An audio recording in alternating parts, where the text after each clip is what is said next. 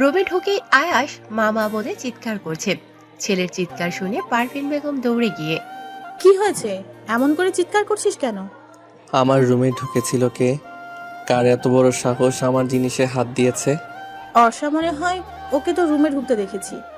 বাচ্চা মেয়ে, বুঝতে পারিনি। রাগ করিস না বাবা। আয়াস অবাক চোখে পারভিন বেগমের দিকে তাকিয়ে। কোন অর্ষা? তোর ছোট ফুপির ছোট মেয়ে অর্ষা। কথাটা শুনেই আয়েশের মুখটা ছোট্ট হয়ে গেল। চুপ করে কি যেন ভাবতে লাগলো। আয়েশের ভাবনায় ছেদ ঘুরিয়ে পারভিন বেগম বলে উঠল, বর্ষাও এসেছে। একদম বর্ষা পিছনে লাগবি না, অনেকদিন পর এসেছে মেয়েটা। বর্ষা এসেছে শুনে আয়েশের চোখ দুটো ছলছল করে উঠল। বর্ষা কোথায় মা? ছাদে আফরিন আর আনিকার সাথে আড্ডা দিচ্ছে। আফরিন আর আনিকা আয়েশের আপন বোন। আফরিন আয়েশের 2 বছরের ছোট, আর আনিকা বর্ষার বয়সী। পারভিন বেগমের কথাটা শেষ হতে না হতে আয়াস দৌড়ে ছাদে গেল। ছাদের সিঁড়ি বেয়ে আয়াস উপরে উঠছে আর বর্ষাকে দেখছে। কত বছরের অপেক্ষা বর্ষাকে একটা বার দেখার। আয়াসকে দেখে বর্ষা হাসি দিয়ে উঠে দাঁড়িয়ে। কেমন আছেন ভাইয়া? সাথে সাথে আয়াস বর্ষার গালে একটা থাপ্পড় মারল। বর্ষা কোনো কথা বলছে না, শুধু গালে হাত দিয়ে দাঁড়িয়ে আছে। তুই ওকে মারলি কেন ভাইয়া? আয়াস কোনো কথা না বলে চলে গেল। আয়াসকে দেখে মনে হচ্ছে কত বছরের রাগ অভিমান ও আজ এই থাপ্পড়টার মাধ্যমে বর্ষার উপর ঢেলে দিয়েছে। আয়াস পেশায় একজন ব্যাংকার, প্রচন্ড রাগী একঘেয়ে স্বভাবের। রুমে গিয়ে আয়াস, এত বছরে কি আমার কথা তোমার একটু মনে পড়েনি? আমাকে একটাবারও দেখতে ইচ্ছে হয়নি? আমি বারবার তোমাকে একটাবার দেখার আশায় গ্রামে ছুটে গিয়েছি, আর তুমি বারবার আমার কাছ থেকে পালিয়ে বেরিয়েছ। একটা সময় আর গ্রামে যাইনি, তোমাকে তোমার মতো থাকতে দিয়েছি। কেন এমন করলে? কিন্তু এবার আমি যখন তোমাকে একবার আমার কাছে পেয়েছি, আর আমার কাছ থেকে পালাতে দেব না। আর না, অনেক সহ্য করেছি আমি। ভাইয়া কি সেই আগের কথা এখনো মনে রেখেছে? এত বছর পরেও ভোলেনি? আচ্ছা মানলাম ভোলেনি, তাতেও আজ তো আমার কোনো দোষ ছিল না। তাহলে আমাকে হঠাৎ থাপ্পড় মারলো কেন? কি করেছি আমি? এই জন্যই আমি এ বাড়িতে আসতে চাইনি, তাও আসতে হলো। বলে রুমে ঢুকতেই দেখে বিছানায় আয়াস বসে আছে। বিছানায় আয়াসকে দেখেই বর্ষা থতমত খেয়ে রুম থেকে বেরিয়ে যাবে, এমন সময় আয়াস এসে বর্ষাকে শক্ত করে জড়িয়ে ধরল। কি করছেন কি?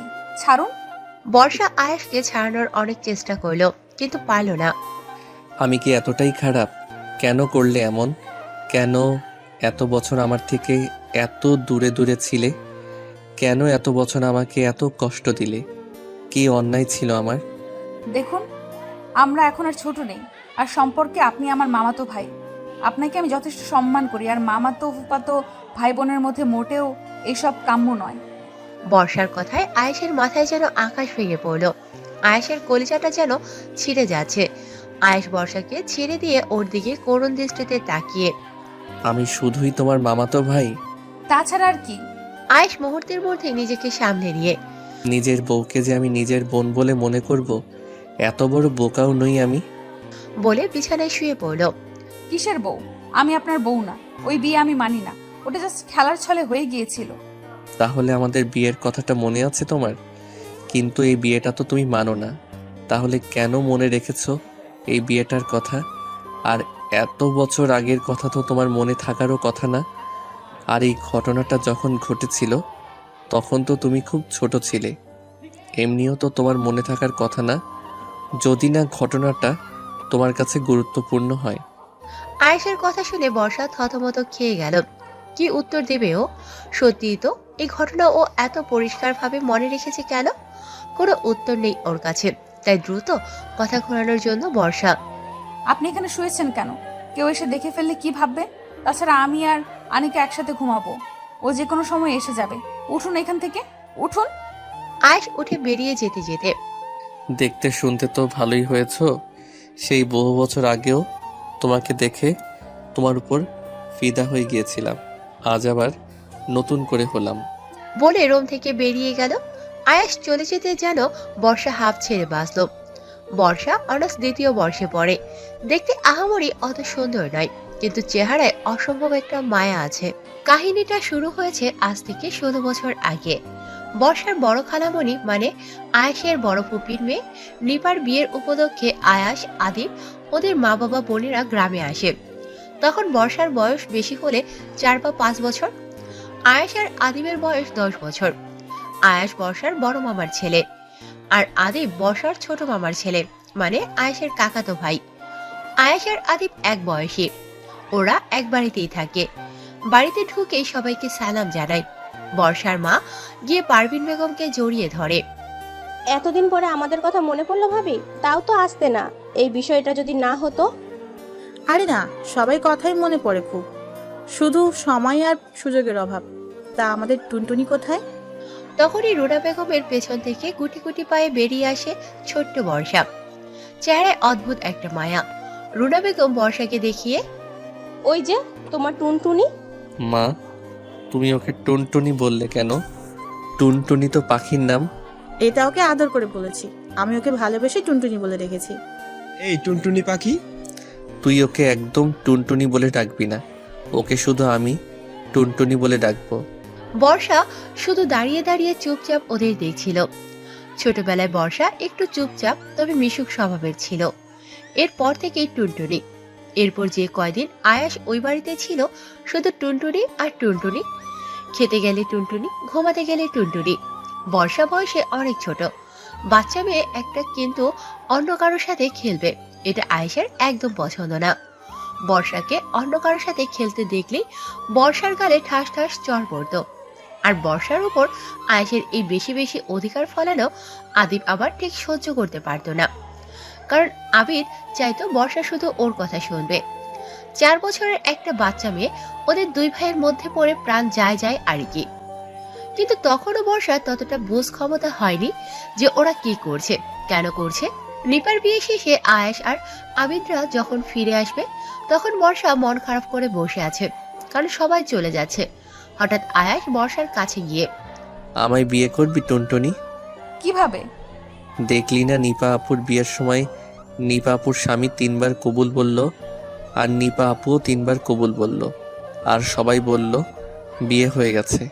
কবুল কবুল কবুল, এই 3 বার আমি কবুল বলে দিয়েছি। এখন তুই বল। কবুল কবুল কবুল। কে জানতো এই 3 বার কবুল বলাই ওর জীবনে চরম ভুল হয়ে দাঁড়াবে। এরপর থেকে আয়েশের সব সময় এক কথা, বর্ষা আর বউ। ও বর্ষাকে বিয়ে করেছে। সেই ছোটবেলা থেকে আয়েশ আর আবির 2 ভাই বর্ষার জীবনটা তেজপাতা করে দিয়েছে। তারপর শেষ ঘটনা ঘটলো বর্ষা যখন ক্লাস 7-এ পড়ে। তখন আয়েশ আর আবির বড় ইন্টার পরীক্ষা দিয়েছে, কিন্তু তারপরও যে ওরা এমন একটা কাণ্ড ঘটাবে বর্ষা বুঝতে পারেনি। বর্ষা যখন ক্লাস 7-এ পড়ে সবে শৈশব থেকে কৈশোরে পা দিয়েছে। এই প্রেম ভালোবাসা কেবল একটু একটু বুঝতে শিখেছে। তখন আয়েশ আর আবিদের বাড়িতে আসে বেড়াতে। হঠাৎ একদিন বিকেলে আবিদ বর্ষাকে এসে বলে, এই বর্ষা ঘুরতে যাবি? কিন্তু আয়াস ভাইয়া যদি কিছু বলে? ওকে আমি দেখে নিব, তুই যাবি কিনা বল। চলো। তারপর বর্ষাকে নিয়ে আবিদ ঘুরতে বের হলো। এদিকে আয়াস কিছুক্ষণ বর্ষাকে না দেখে বর্ষা বর্ষা করে বাড়ি মাথায় তুলেছে। এই আনিকা বর্ষাকে দেখেছিস? ও তো আবিদ ভাইয়ের সাথে ঘুরতে বের হয়েছে। কি? আবিদের সাথে ঘুরতে বের হয়েছে শুনে আয়েশের তো মাথায় রক্ত উঠে গেছে। আয়াস রাস্তায় রাস্তায় আবিদ আর বর্ষাকে খুঁজতে লাগলো। হঠাৎ একটা ফুচকার দোকানের সামনে এসে দেখে বর্ষা আর আবিদ হাসাহাসি করছে আর ফুচকা খাচ্ছে। সাথে সাথে বর্ষার গালে একটা চড়। বর্ষার হাত থেকে ফুচকার প্লেট পড়ে গেল। আয়েশ বর্ষার দিকে তাকিয়ে, তোকে আমি পরে দেখে নিব। তারপর আবিদের কলার ধরে, তোকে এত বড় সাহস দিয়েছে কে যে তুই আমার পারমিশন ছাড়া আমার বউকে নিয়ে ঘুরতে বের হয়েছিস? কিসের বউ? খেলার ছলে 3 বার কবুল বললেই বিয়ে হয়ে যায় নাকি? আজ তুই এখন বড় হয়েছিস, বুঝতে শেখ। ওটা কোনো বিয়ে ছিল না, ওটা জাস্ট খেলার ছলে হয়ে গেছে। আবিদের কথা শুনে আয়েশ রেগেমেগে আবিদকে মারলো এক ঘুষি। আবিদও ছেড়ে দেওয়ার পাত্র নয়, সেও আয়েশকে মারলো এক ঘুষি। এভাবে প্রায় 30 মিনিট মারামারি চলল। রাস্তার পাশের মানুষ এসে ওদের অনেক ছাড়ানোর চেষ্টা করলো, কিন্তু কেউ পারলো না। অবশেষে রাস্তার পাশের লোকজন পুলিশে খবর দিল। পুলিশ এসে ওদের দুজনকে ধরে নিয়ে গেল আর ওদের বাড়ির লোককে খবর দিল। আয়েশের ঠোঁট ফেটে রক্ত পড়ছে, আবিদের গাল ফেটে রক্ত পড়ছে। আরমান সাহেব আয়েশের বাবা পুলিশ স্টেশন থেকে আয়েশ আর আবিদকে ছাড়িয়ে এনেছে। ছি ছি, লজ্জায় আমার মাথা কাটা যাচ্ছে। তোমাদের জন্য আজ আমাকে পুলিশ স্টেশন পর্যন্ত যেতে হয়েছে। তোমরা কি এখনো ছোট? কিন্তু তোমরা কি কারণে এমন করলে? আয়েশ আর আবিদ দুজনেই উঠে চলে যায়, কোনো কথা না বলে যে যার রুমে চলে গেল। সেদিন যে বর্ষার কারণে এইসব হয়েছে তা কেউই জানে না, কিন্তু ওই দিনের ঘটনায় বর্ষা খুব ভয় পেয়ে গিয়েছিল। ওই যে বর্ষা ওই বাড়ি থেকে চলে এসেছিল আর ওই বাড়িতে কখনো আসেনি। আয়েশ বারবার বর্ষাকে একটা বার দেখার জন্য গ্রামে ছুটে গিয়েছিল, কিন্তু বর্ষা সেই দিনের পর থেকে আর আয়েশের সামনে আসেনি। আসবেও বা কিভাবে? আয়েশ গ্রামে গিয়েছে শুনলেই আদিবও গ্রামে গিয়ে হাজির, আবার আবিদ গ্রামে গিয়েছে শুনলেই আয়েশও গ্রামে গিয়ে হাজির। যখনই গ্রামে যায় দুই ভাই একসাথে গিয়েই হাজির। আর এইদিকে বর্ষা দুই ভাই গ্রামে এসেছে শুনলেই কোনো অজুহাত দেখিয়ে অন্য কোনো আত্মীয়ের বাড়িতে চলে যেত। আর যতদিন না ওরা গ্রাম থেকে যেত বর্ষাও বাড়ি ফিরতো না। এভাবে করতে করতে এক সময় আয়েশ আর আবিদও গ্রামে আসা ছেড়ে দেয়। বর্ষা এবারও এ বাড়িতে আসতে চায়নি, কিন্তু আফরিনের বিয়ে, না এসেও উপায় নেই। বর্ষার মামা বলেছে এইবার বর্ষা এ বাড়িতে না আসলে বর্ষাকে তুলে নিয়ে আসবে। আর তাছাড়া বর্ষা ভেবেছিল আয়েশ এখন বড় হয়েছে, চাকরি করে, এখন হয়তো ও পিছনের কথা সব ভুলে গিয়েছে। আয়েশের হয়তো এখন কোনো গার্লফ্রেন্ডও আছে, কিন্তু বর্ষার সব চিন্তা ভাবনাকে মিথ্যে প্রমাণ করে আয়েশ সব কিছু মনে রেখেছে। এইসব পুরনো কথা ভাবতে ভাবতে বর্ষা কখন যে ঘুমিয়ে পড়েছে টেরই পায়নি। হঠাৎ মাঝরাতে ঘুমের মধ্যে টের পেল কেউ ওকে আস্তে পিস্তে জড়িয়ে ধরেছে, আর তার গরম নিঃশ্বাস ওর ঘাড়ের উপর পড়ছে। বর্ষা প্রথমে ভেবেছিল আনিকা।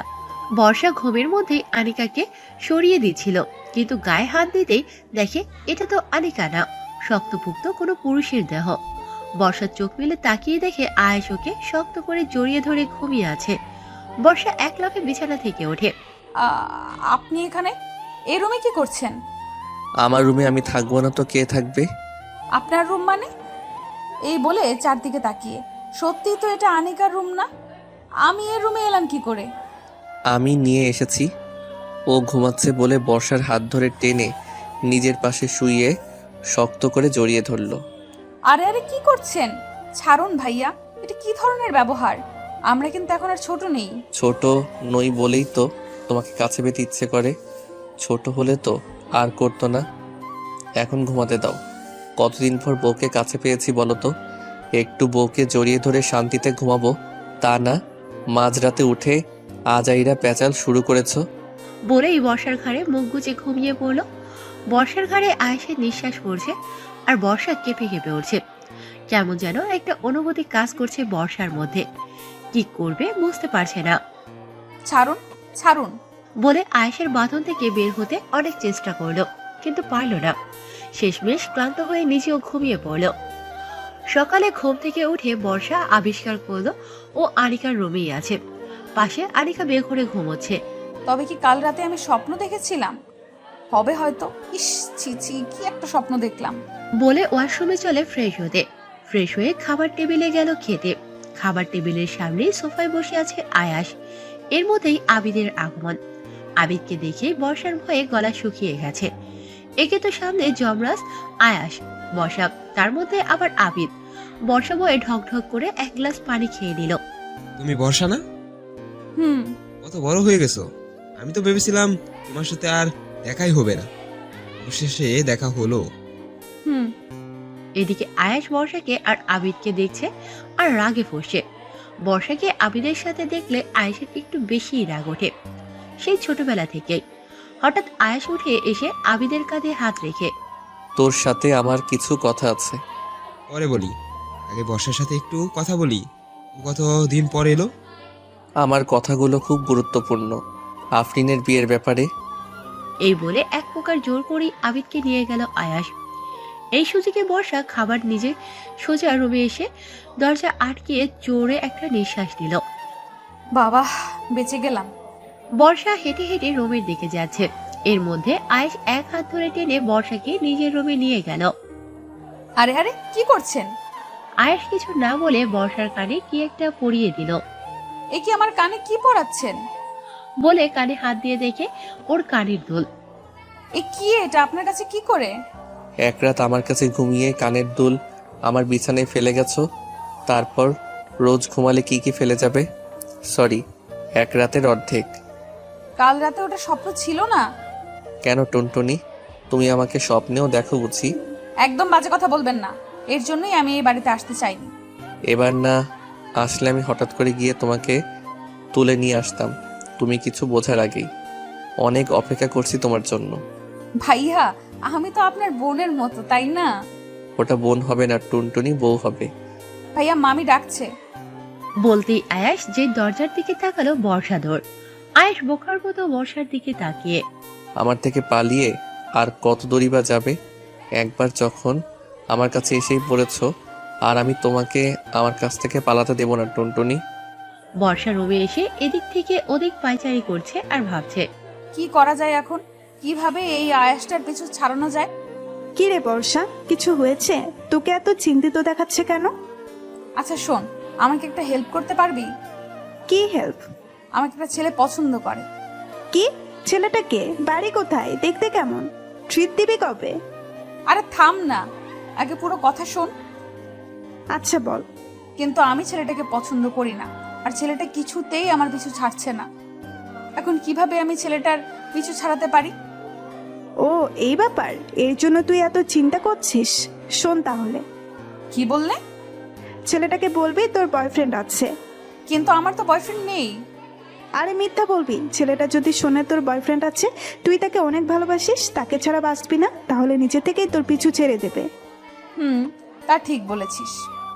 5 মিনিট পর আয়াস সোফার উপরে বসে ল্যাপটপে কি যেন করছে। বর্ষা আয়াসের পাশে গিয়ে কাশি দিল। কাশি শুনে আয়াস বর্ষার দিকে তাকালো। আপনার সাথে আমার কিছু কথা আছে। আয়াস অবাক হয়ে বর্ষার দিকে তাকিয়ে। বলো। এখানে বলা যাবে না, রুমে আসুন। বলে রুমে চলে গেল। আয়াসও বর্ষার পিছু গেল। আয়াস রুমে ঢুকতেই বর্ষার দরজা আটকে দিল। ও বউটা দেখে আমাকে না দেখে আর থাকতে পারছে না, আবার দরজাও আটকে দিয়েছে। বউটার দেখে আমার কাছে আসার জন্য আর তর সইছে না। রাখুন তো আপনার বাজে কথা। তা যার জন্য ডেকেছিলাম, জানি না কথাটা শুনে উনি কিভাবে রিয়্যাক্ট করবে। যার রাগ ওনার, না না, ভয় পেলে চলবে না। ওনার পিছু ছাড়াতে হলে আমাকে বলতেই হবে। কি হলো? কোথায় হারিয়ে গেলে টুনটুনি পাখি আমার? আসলে আসলে আসলে আমার না বয়ফ্রেন্ড আছে। তাকে ছাড়া আমি বাঁচবো না, আর সেও আমাকে ছাড়া বাঁচবে না। আপনি শুধু শুধু আমাদের মাঝে আসবেন না, আপনি আমাকে ভুলে যান। কথাগুলো এক নিঃশ্বাসে বলে বর্ষার দম ছাড়ল। কথাগুলো শুনে মুহূর্তের মধ্যে আয়াসের চোখ রক্তবর্ণ ধারণ করলো। আয়াস সজোরে পাশের দেয়ালে এক ঘুষি মারল আর বর্ষাকে দেয়ালের সাথে চেপে ধরল। এবার আয়াসকে দেখে বর্ষা খুব ভয় পেয়ে গেল। বর্ষা ভয়ে ভয়ে একটা ঢোক গিলে। রাগ করবেন না ভাইয়া, আসলে ভালোবাসা এমনিই হয়ে যায়। আর আমি আপনাকে এই কথা বলতে চাইনি, কিন্তু এখন দেখছি না বলেও উপায় নেই, তাই। এই চুপ, একদম চুপ। আমাকে কি ভেবেছিস তুই তোর বয়ফ্রেন্ডের কথা বলবি আর আমি তোকে ছেড়ে দিব? ছেড়ে দিলে তো আগেই দিতাম। এখনো তোর জন্য অপেক্ষা করতাম নাকি? তোর জন্য আমি আমার ভাইয়ের গায়ে হাত তুলতেও 2 বার ভাবিনি। তাহলে একবার ভাব আমি তোর বয়ফ্রেন্ডের কি করব। তোর বয়ফ্রেন্ডকে কেটে টুকরো টুকরো করে নদীতে ভাসিয়ে দিব। চিনিস আমাকে? তুই আমাকে ভালোবাসিস আর না বাসিস, তুই আমার এত বছর নিজের শৈশব কৈশোর সব নষ্ট করেছি তোর জন্য। কলেজে কোনো মেয়ে আমার গা ঘেঁষে এসে কথা বলতে চাইলেও সাথে সাথে বলে দিয়েছে আমি বিবাহিত। আমার অফিসের সব স্টাফরা পর্যন্ত জানে আমি বিবাহিত। আর তুই কিনা এখন বলছিস তোর বয়ফ্রেন্ড আছে? আমি অতটাও ভালো ছেলে না যে তুই বলবি তোর বয়ফ্রেন্ড আছে। আর আমি কেঁদে কেটে দেবদাস হয়ে তোকে নিয়ে গিয়ে তোর বয়ফ্রেন্ডের হাতে তুলে দেব, আর তাকিয়ে তাকিয়ে তোদের ভালোবাসা দেখব। এখানেই তোকে প্রেগনেন্ট করে দেব। তারপর বাচ্চার হাত ধরে গিয়ে তোর বয়ফ্রেন্ডের সামনে বলিস আমার বাচ্চার বাবা আয়াস। বলে বর্ষাকে ছেড়ে দিয়ে হন হন করে রুমের থেকে বেরিয়ে গেল। বর্ষা কোনো কথা বোঝে না, শুধু মুগ্ধ হয়ে আয়াসের কথাগুলো শুনছে। মানুষটা আমায় এতটা ভালোবাসে, সে ছোটবেলা থেকে আমার জন্য এত কিছু করেছে, আর আমি কখনো তাকে বুঝতে চাইনি। তাকে ভুল বুঝে সব সময় দূরে সরিয়ে রেখেছি। আমি জানি তুমি আমার থেকে বাঁচার জন্য মিথ্যে বলেছ। তুই মিথ্যে বলায় খুব কাঁচা টুনটুনি। তোমার চোখ দেখেই বুঝে গিয়েছিলাম তুই মিথ্যা বলছো। কিন্তু আমার খারাপটা লেগেছে এই জায়গায় যে তুমি আমার থেকে বাঁচতে চাইছো, দূরে যেতে চাইছো আমার থেকে। আমি কি এতটাই খারাপ? আমাকে একটু ভালোবাসা যায় না? বিকেলে সবাই মিলে আফরিনের বিয়ে শপিংয়ে যাচ্ছে। গাড়ির ড্রাইভিং সিটে বসেছে আয়াস, পাশের সিটে আবিদ, আর পিছনে আফরিন, আনিকা, বর্ষা, আবিদা, আবিদের বোন। বর্ষা বারবার আয়াসের দিকে তাকাচ্ছে আর ভাবছে। উনি কি এখনো আমার উপর রেগে আছে? আর আয়াস একটা বারের জন্য বর্ষার দিকে তাকাচ্ছে না, শুধু সামনের দিকে তাকিয়ে গাড়ি চালাচ্ছে। হঠাৎ বর্ষা, ভাইয়া। তোমার কি কোনো বয়ফ্রেন্ড আছে? আবিদের প্রশ্নটা শুনে বর্ষা চুপসে গেল। কি উত্তর দেবে ও? পাশেই ও আয়াস বসে আছে। আজ সকালে আয়াসকে বলেছে ওর বয়ফ্রেন্ড আছে, আর ও ওর বয়ফ্রেন্ডকে খুব ভালোবাসে। মাঝখান থেকে, আরে না ভাইয়া, ওর কোনো বয়ফ্রেন্ড নেই। একটা মজার ঘটনা শোনো। কি? বর্ষাকে নাকি কোনো ছেলে পছন্দ করে। কথাটা বলার সাথে সাথে আয়েশ আর আবিদ দুজনেই বর্ষার দিকে তাকালো। বর্ষা বারবার আনিকাকে ইশারা করছে, কিন্তু আনিকা কিছু শুনছেই না। আরে বর্ষা, লজ্জা পাচ্ছিস কেন? এখানে তো তোর কোনো দোষ নেই। এই মেয়েটা আজ আমাকেও মারবে আর নিজেও মরবে। তা যা বলছিলাম, একটা ছেলে বর্ষাকে পছন্দ করে, সে কিছুতেই বর্ষার পিছু ছাড়ছিল না। তারপর বর্ষা আমার কাছে আসলো কিভাবে ছেলেটার পিছু ছাড়ানো যায়। আমি বর্ষাকে বুদ্ধি দিলাম, তুই ছেলেটাকে বলিস তোর বয়ফ্রেন্ড আছে, তাহলেই ও তোর পিছু ছেড়ে দিবে। আমি ভালো বুদ্ধি দিয়েছি না আয়াস ভাইয়া? কথাগুলো শোনা মাত্রই আয়াস অগ্নিদৃষ্টিতে একবার আনিকার দিকে তাকালো, একবার বর্ষার দিকে।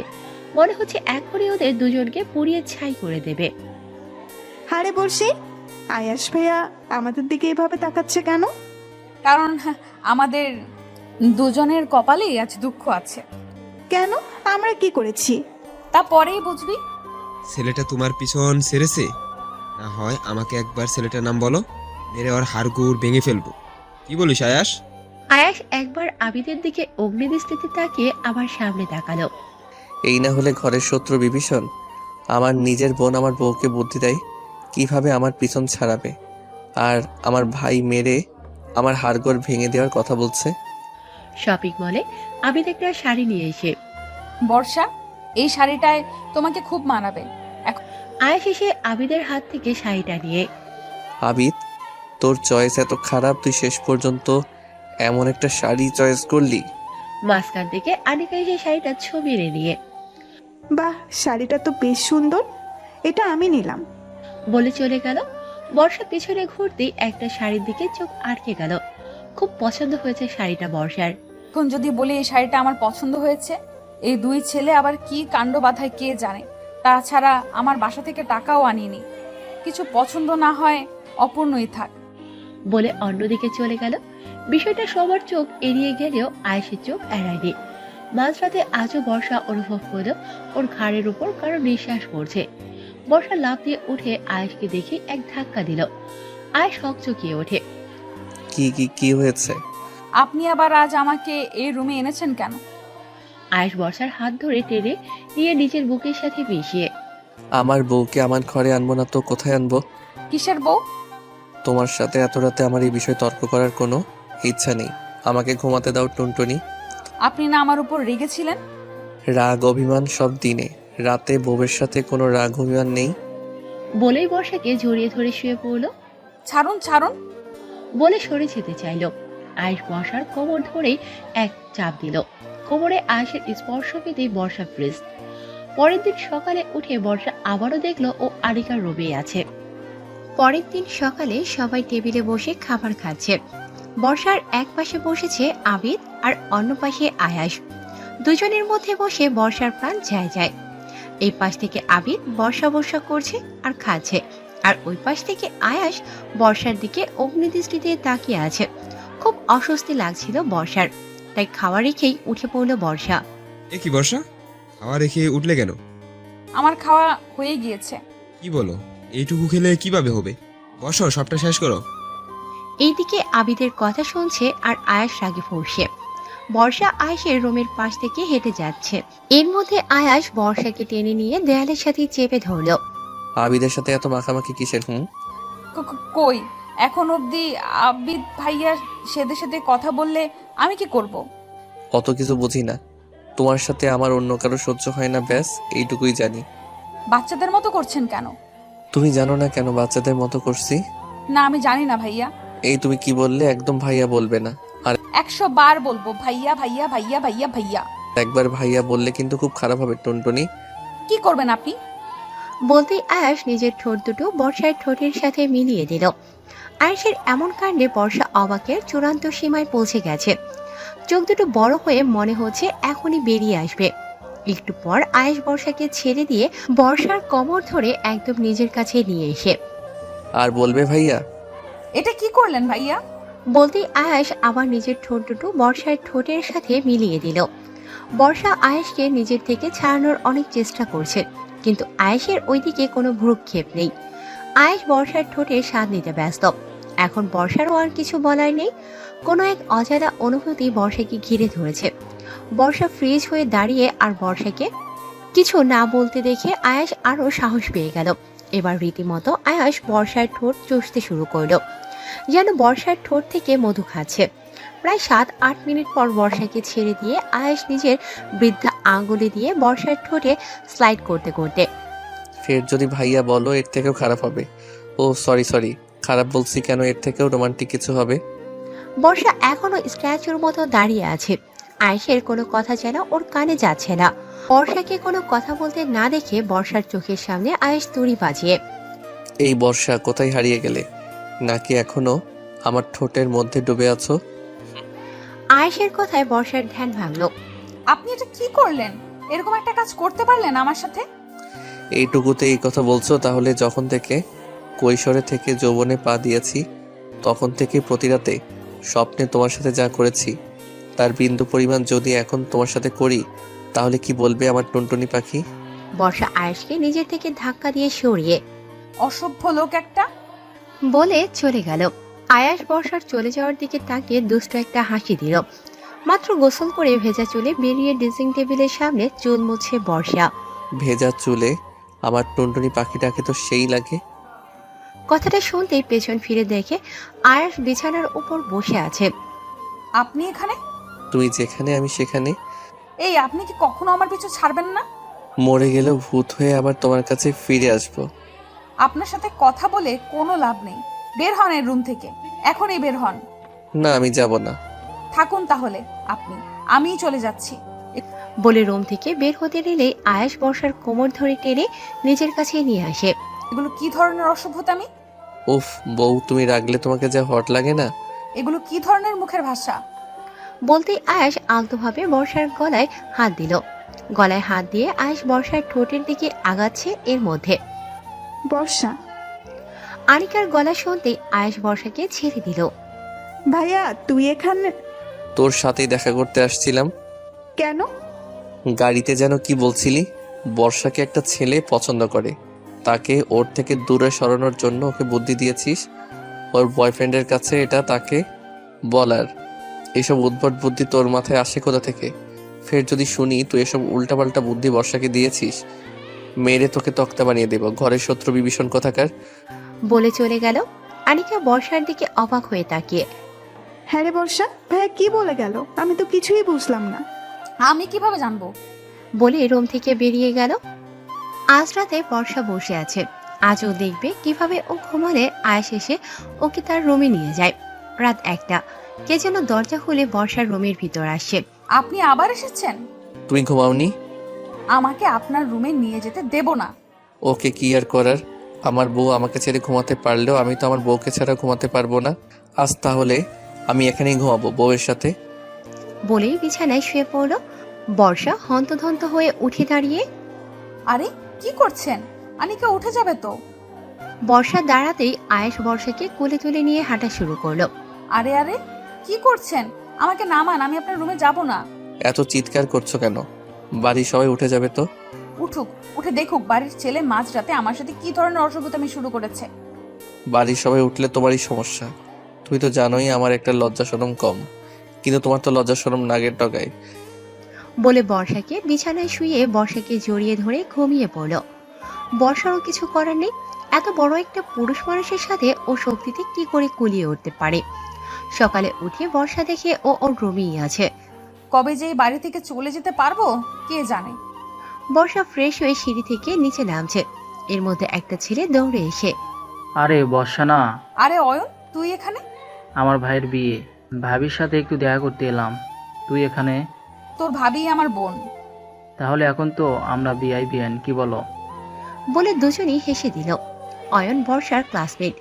এদিকে বুকে হাত গুজে আবিদ আর আয়ান দুজনই দেখছে বর্ষা অয়ন হেসে হেসে কথা বলছে। ওদের দুজনের চোখ দিয়ে যেন আগুন ঝরছে। আবিদ ছেলেটাকে, সে আফরিনের হবু বরের খালাতো ভাই। যাই হোক, ওর কপালে দুঃখ আছে। দুঃখের থেকেও বেশি কিছু আছে। একটু পর বর্ষাকে একা দেখতে পেয়ে আবিদ আর আয়াস দুজনই ওর কাছে গেল। ছেলেটাকে ছেলেটার সাথে হেসে হেসে এত কি বলছিলে? বর্ষা কিছু বলতে যাবে এর মধ্যে ছেলেটা কি আমাদের থেকে সুন্দর যে ওর সাথে কথা বলতে গিয়ে তোমার মুখে হাসি ফুটে উঠলো? কই, আমার সাথে কথা বলার সময় তো তোমার মুখে হাসি ফোটে না। কি যাতা বলছেন? ও হলো ও কি এমন বলছিল যাতে তোমার এত হাসি পেল? ওই ছেলেটাকে আমি আজই মেরে পুঁতে ফেলবো। আরে আমার পুরো কথা শুনবেন তো। কি শুনবো? ওই ছেলেকে তো আমি কেটে টুকরো টুকরো করব। কেন, টুনটুনি ওকে মারবো বলে তোমার কষ্ট হচ্ছে? ফুর, ও আমার ক্লাসমেট আর আমার বেস্ট ফ্রেন্ডের বয়ফ্রেন্ড। আবিদ আর আয়াস দুজনে একসাথে বুকে হাত গুজে ও বলে চলে গেল। আজব তো। আফরিনের গায়ে হলুদের অনুষ্ঠানে সবাই নাচবে, তাই ছাদে নাচ প্র্যাকটিস করছে। নাচতে নাচতে হঠাৎ বর্ষার পড়ে যাওয়ার উপক্রম। বর্ষাকে পড়ে যেতে দেখে আবিদ আর আয়াস দুজনেই দৌড়ে এলো বর্ষাকে ধরবে বলে। বর্ষাকে ধরার থেকেই ওদের মাথায় চিন্তা ছিল যে ওরা একে অপরের বর্ষাকে ধরতে দিবে না। মাঝখান থেকে বর্ষার ঠাস। ও মাগো।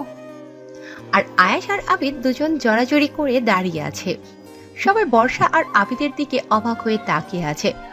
বর্ষাও আবিদ আর আয়েশের দিকে হা করে তাকিয়ে আছে।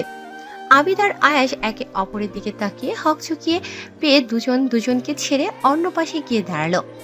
বর্ষা পায়ে একটু ব্যথা পেয়েছে, তাই ছাদে একটা চেয়ারে বসে বসে সবার নাচ দেখছে। আর বর্ষার দুই পাশে আবিদ আর আয়াস দাঁড়িয়ে আছে। দেখে মনে হচ্ছে ওরা দুজন বর্ষার বডিগার্ড। বর্ষার এবার অস্বস্তি লাগছে। বর্ষা উঠে ঘরের দিকে পা বাড়াতেই, কোথায় যাচ্ছ বর্ষা? ভালো লাগছে না, একটু রুমে যাব। কেউ কিছু বুঝে ওঠার আগেই আয়েশ এসে বর্ষাকে কোলে তুলে নিয়ে হাঁটা শুরু করলো। সবাই ওদের দিকে অবাক হয়ে তাকিয়ে আছে। আর আয়েশকে বর্ষাকে কোলে তুলে নিতে দেখে আবিদের কলিজার মধ্যে মোচড় দিয়ে উঠল। এদিকে এই আবিদের বর্ষার প্রতি এত কেয়ার আনিকার একটুও ভালো লাগছে না, কারণ আনিকা ছোটবেলা থেকেই আবিদকে পছন্দ করে। আয়াস বর্ষাকে কোলে নিয়ে রুমে গেল। কি করছেন? নিচে নামান আমাকে। সবাই কি ভাবলো বলুন তো? আয়েশ বর্ষাকে নিজের কোল থেকে নামিয়ে বিছানায় বসিয়ে বর্ষার পায়ের কাছে বসে বর্ষার পা ধরে, দেখি কোথায় ব্যথা পেয়েছো। কি হচ্ছেটা কি? পা ছাড়ুন। বলতেই আয়েশ বর্ষার পা ধরে চাপ দিতেই আহ! আয়েশ একটা মলম নিয়ে বর্ষার পায়ে লাগিয়ে দিল। তারপর উঠে বর্ষার পাশে বসে বর্ষার কোমর ধরে নিজের সাথে মিশিয়ে নিল। তোমার এইভাবে নাচানাচির কি প্রয়োজন ছিল? সবাই তো আফরিন আপুর গায়ে হলুদে নাচবে, তাই আমিও। সবাই নাচলে তোমাকেও নাচতে হবে নাকি? বর্ষা চুপ। এখন চুপ করে আছো কেন? পড়ে গিয়ে যদি বেশি ব্যথা পেতে? আর বলে দিলাম, তোমার নাচানাচির একদম দরকার নেই। তোমাকে যেন আফরিনের গায়ে হলুদে একদম নাচতে দেখি না। ভাইয়া? ভাইয়া বলতে বারণ করেছিলাম না? ভাইয়া বলবো না তো কি বলবো? কিছু একটা বলে ডাকতে হবে তো। জানু, বেবি, কলিজা, জানেমান, যে কোনো একটা বলে ডাকতে পারো। অসভ্য। আচ্ছা, এটা বলেই ডেকো, তবুও ভাইয়া বলে ডেকো না। পরের দিন সকালে বর্ষা কোথাও আয়েশকে দেখতে পারছে না। ওর চোখ দুটো শুধু আয়েশকেই খুঁজছে, কিন্তু কোথাও পাচ্ছে না। আর কাউকে কিছু জিজ্ঞেস করতে পারছে না। খুব অস্থির অস্থির লাগছে ওর।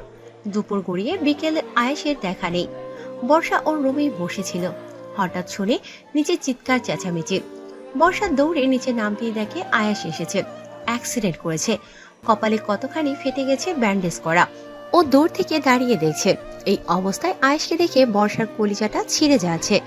কেন ওর এমন লাগছে? বর্ষার ইচ্ছে করছে এখনই দৌড়ে গিয়ে আয়েশকে শক্ত করে জড়িয়ে ধরতে পারতো, কিন্তু তাও পারছে না। কেমন করে হলো? তুই আমাদের কেন জানালি না? বলে কেঁদে দিল। মা, কেঁদো না, আমি ঠিক আছি। তোমরা চিন্তা করবে বলে জানাইনি। বড় হয়ে গেছিস তো তুই। হ্যাঁ, আমরা তো তোর কেউ না। অ্যাক্সিডেন্ট করেছিস, আমাদের কেন জানাবি? আমাকে অন্তত একটা কল করতে পারতি। ভিড়ের মধ্যে সবাই আছে, কিন্তু আয়েশ শুধু বর্ষাকেই দেখছে না। ওর চোখ শুধু বর্ষাকেই খুঁজছে। আমি এলাম, তুমি একটাবার আমাকে দেখতে আসলে না।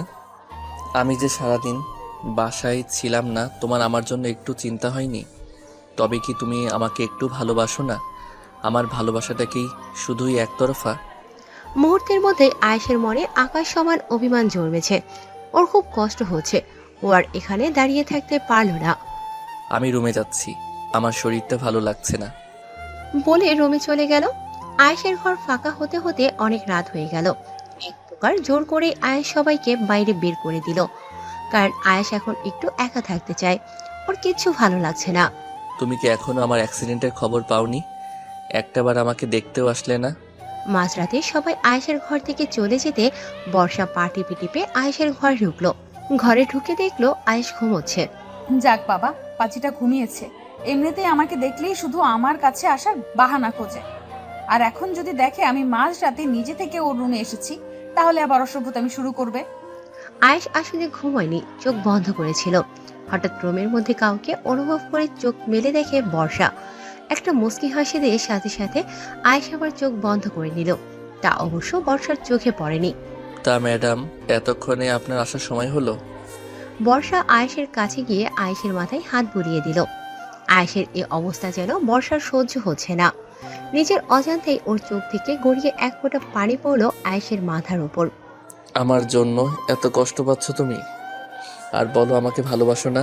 আজ অ্যাক্সিডেন্টটা না করলে তো জানতেই পারতাম না আমার টুনটুনি পাখিটা আমায় এত ভালোবাসে। আমার এই সামান্য একটু আঘাতের জন্য সে কাঁদছে। এর জন্যই বলে আল্লাহ যা করে ভালোর জন্যই করে। বর্ষার হঠাৎ চোখ পড়লো আয়েশের ঠোঁটের দিকে। আয়েশের ঠোঁটের দিকে তাকিয়ে বর্ষার যেন নেশা লেগে যাচ্ছে। ইচ্ছে করছে এই ঠোঁটের স্বাদ নিতে। সাত পাঁচ না ভেবে বর্ষা নিজের ঠোঁট দুটো আয়েশের ঠোঁটের সাথে মিলিয়ে দিল। বর্ষার এমন কাণ্ডে আয়েশ তো অবাকের চূড়ান্ত সীমায় পৌঁছে গেছে। আমি স্বপ্ন দেখছি না তো? এরপর তুমি বলবে আমাকে ভালোবাসো না? না না, এখনই চোখ খোলা যাবে না। দেখি আমার টুনটুনি পাখিটা আমার সাথে আর কি কি করে। একটু পর বর্ষা আয়েশকে ছেড়ে দিয়ে নিজের কাছে নিজেই লজ্জা পেল। ছি ছি, আমি এ কি করলাম? ভাগ্যিস পাজিটা জেগে নেই, না হয় আজ যে কি হতো। থাক বাবা, আমি এখন এখান থেকে কেটে পড়ি। বর্ষা উঠে চলে যাওয়া শুরু করলেই পেছন থেকে আয়েশ বর্ষার হাত টান দিয়ে নিজের সাথে মিশিয়ে নিল। আয়েশকে জেগে থাকতে দেখে বর্ষা একটা ভ্যাবাচেকা খেয়ে গেল। আপনি এখনো ঘুমাননি? ভাগ্যিস ঘুমাইনি। বলে একটা বাঁকা হাসি দিল। তাহলে ঘুমের ভান ধরেছিলেন কেন? আমাকে সজাগ থাকতে দেখলে তো তুমি এই রুমে ঢুকতেই না। আর তুমি এই রুমে না আসলে আমি কিভাবে জানতাম আমার টুনটুনি পাখিটা আমাকে এতটা ভালোবাসে? মোটেও না। আমি আপনাকে ভালোবাসতে যাব কোন দুঃখে? তাই নাকি? আচ্ছা, মানলাম তুমি আমাকে ভালোবাসো না, কিন্তু একটু আগে আমাকে ঘুমন্ত ভেবে যেভাবে আদর করছিলে ওইভাবে আদর করো। বর্ষা এবার খুব লজ্জা লাগছে।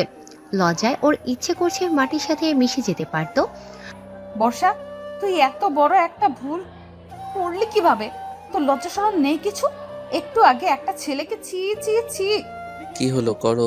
না, আমি পারবো না, ছাড়ুন তো। পারবে না শিওর তো? হুম। ওকে। বলে বিছানা থেকে উঠে বসে নিজের মাথায় ব্যান্ডেজ খোলা শুরু করলো। এ কি করছেন? একটু আগে যেটা বললাম সেটা না করলে আমি এই ব্যান্ডেজ খুলে ফেললাম, আমি মরি বাঁচি তাতে কারো তো কিছু যায় আসে না, তাই না? আপনি তো একটা মানুষ বটে। আচ্ছা, করছি। এই তো টুনটুনি লাইনে আসছো। আমি জানতাম তুমি আমার কষ্ট হবে এমন কিছু করতে পারবে না। চোখ বন্ধ করুন। চোখ বন্ধ করতে হবে কেন? একটু আগেই তো করলা। তখন আপনার চোখ বন্ধই ছিল। এখন একটু চোখ খোলা অবস্থায় দাও না, আমি একটু দেখি। না, চোখ বন্ধ না করলে আমি পারবো না, আমি গেলাম।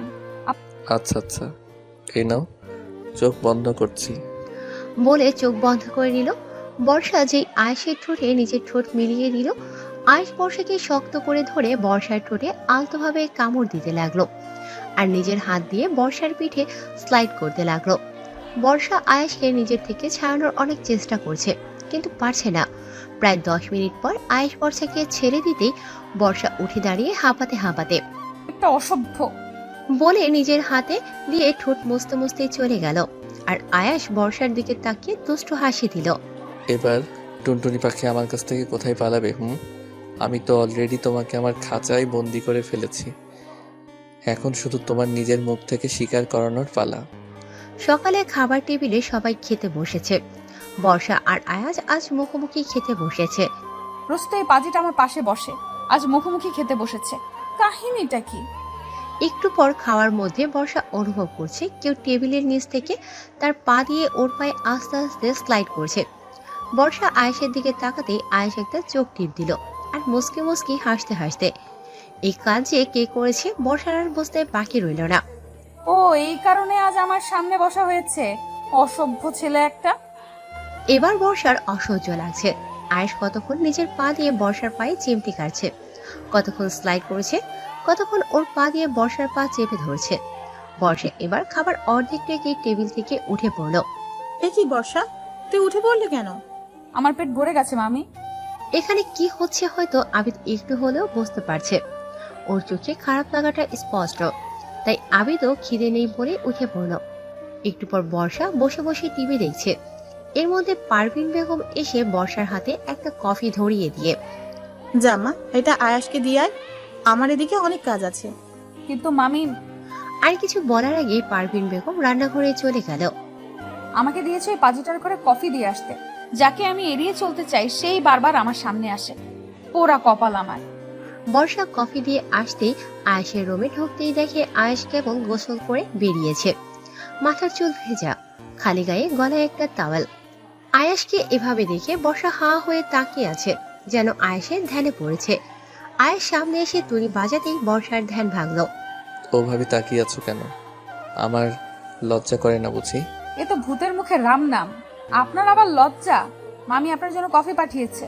বলে টেবিলের ওপর কফি রেখে চলে যাওয়া শুরু করলো। আয়েশ গলায় টাওয়ালটা খুলে টাওয়াল জড়িয়ে বর্ষাকে নিজের কাছে নিয়ে এলো। কি হচ্ছে কি? কোথায় যাচ্ছ শুনি? কেন, কোনো কাজ আছে নাকি? আছে তো। কি কাজ? এই যে আমার গা মুছে দাও। আমি পারবো না। আচ্ছা, তুমি আমার গা মুছে দিলে না দিলে আমিও মুছবো না। এমনি কাল অ্যাক্সিডেন্ট করে আমার মাথা ফেটে গেছে, এখন আবার গা না মুছে দিলে আমার ঠান্ডা লাগবে, জ্বর আসবে, আমি মরে গেলেও বা কার কি?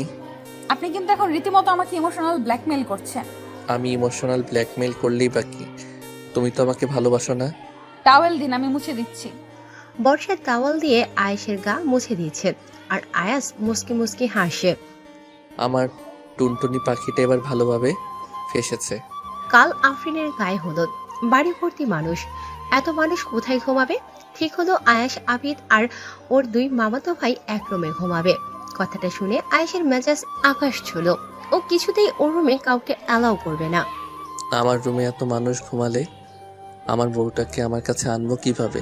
সারাদিন আমার টুনটুনি পাখিটা আমার থেকে পালিয়ে বেড়ায়, রাত হলে একটু ভয় দেখিয়ে ব্ল্যাকমেইল করে আমার কাছে পাই। অনেক বারণ করা সত্ত্বেও কেউ আয়েশের কথা শুনল না। ওর রুমে ওরা 4 জন ঘুমালো। এদিকে বর্ষার রুমেও আজ অনেক মানুষ, এক রুমে 5টা নিয়ে ঘুমাবে। মাঝরাতে আয়েশ বিছানায় শুয়ে এপাশ ওপাশ করছে, ওর ঘুম আসছে না। এই কয়দিনেই টুনটুনি পাখিটা আমার অভ্যাসটা খারাপ করে দিয়েছে। ওকে না জড়িয়ে ধরে ঘুমালে আমার ঘুমই হয় না। যাক, আজ আর ওকে কাছে পাবো না তো যাই অন্তত আমার টুনটুনি পাখিটাকে একবার একটু দেখে আসি। বলে পা টিপে টিপে রুম থেকে বেরিয়ে গেল। বর্ষার রুমের কাছে গিয়ে দেখে ওরা এখনো ঘুমায়নি। হঠাৎ আয়েশ শুনতে পেল আনিকা বলছে, এই তোরা এখন ঘুম না হয় চোখের নিচে আবার ডার্ক সার্কেল পড়বে, তখন ছেলে পটাবি কিভাবে? অমনি আয়েশের মাথা গরম ছিল। আনিকার এই কথা শুনে আয়েশের মাথা আরো গরম হয়ে গেল। এটা কি আমার বোন? সন্দেহ হচ্ছে। সব সময় আমার পিছনে বাঁশ দেওয়ার জন্য রেডি হয়ে থাকে। আমার সামনে আমার বউকে কিনা অন্য ছেলে পটানোর বুদ্ধি দেয়। কিন্তু আনিকার কথা শুনে আয়েশের মাথায় একটা বুদ্ধি আসে। আচ্ছা, আমি যেমন অন্য ছেলেদের সাথে ওকে দেখলে আমার জেলাস হয়, ওরও কি আমাকে অন্য মেয়েদের সাথে দেখলে এমন জেলাস হয়? সিনেমায় তো দেখি নায়ক নায়িকার সামনে অন্য মেয়েদের সাথে ফ্লার্টিং করলে নায়িকা কেঁদে কেটে এসে নায়কের কাছে তার ভালোবাসার কথা বলে। আমিও যদি টুনটুনির সামনে অন্য মেয়েদের সাথে কথা বলি, টুনটুনিও কি আমার কাছে এসে ওর ভালোবাসার কথা বলে দেবে? দেখতে হচ্ছে তো বিষয়টা। বলে একটা বাঁকা হাসি দিয়ে নিজের রুমে চলে গেল আয়াস। পরের দিন আফরিনের গায়ে হলুদ। আজ সব ছেলেরা পরেছে হলুদ পাঞ্জাবি আর মেয়েরা হলুদ শাড়ি। আয়েশ সেই কখন থেকে রেডি হয়ে বসে আছে তার টুনটুনি পাখিকে আজকে শাড়িতে কেমন লাগছে দেখবে বলে, কিন্তু বর্ষার তো কোনো খোঁজ খবরই নেই। এতক্ষণ লাগে মানুষের রেডি হতে, এই মেয়েরাও না।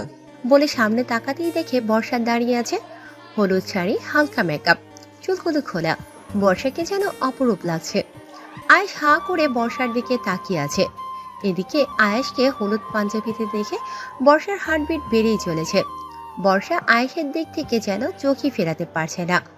আয়েশ আর বর্ষা দুজন দুজনের দিকে তাকিয়ে যেন কোথাও একটা হারিয়ে গেছে। হঠাৎ না না, আমাকে এবার আমার কাজ শুরু করতে হবে, না হয় বর্ষার মনের কথা জানবো কিভাবে। এর মধ্যে হঠাৎ আয়েশের পাশ থেকে একটা মেয়ে যাচ্ছিল। এই যে মিস, আপনাকে না আজ খুব সুন্দর লাগছে। থ্যাঙ্কস, আপনাকেও খুব সুন্দর লাগছে। আপনার থেকে বেশি না। কি যে বলেন না, আপনার নাম্বারটা? তোকে নাম্বার দেব কেন? তোর মতো ময়দার দোকানকে যে সুন্দর বলেছে এই বেশি। মেয়ে তো খুব ফাস্ট। কি হলো বলছেন না যে? আমি ফোন ইউজ করি না। কি বলেন? এই যুগে আপনার মতো একটা হ্যান্ডসাম ছেলে ফোন ইউজ করে না? এটা আমি বিশ্বাস করি না। বললাম না আমি ফোন ইউজ করি না। নিজেই সে ফ্ল্যাটিং শুরু করলো, এখন নিজেই ধমক দিচ্ছে। পাগল টাগল নাকি? মেয়েটির কথা শুনে আয়েশ যেন থতমত খেয়ে গেল, বলে চলে গেল। তারপর বর্ষার দিকে তাকাতেই আয়েশ দেখলো বর্ষা ওর দিকে তাকিয়ে বুকে হাত গুজে মুস্কি মুস্কি হাসছে। এ কি বর্ষা আমার দিকে তাকিয়ে হাসছে কেন?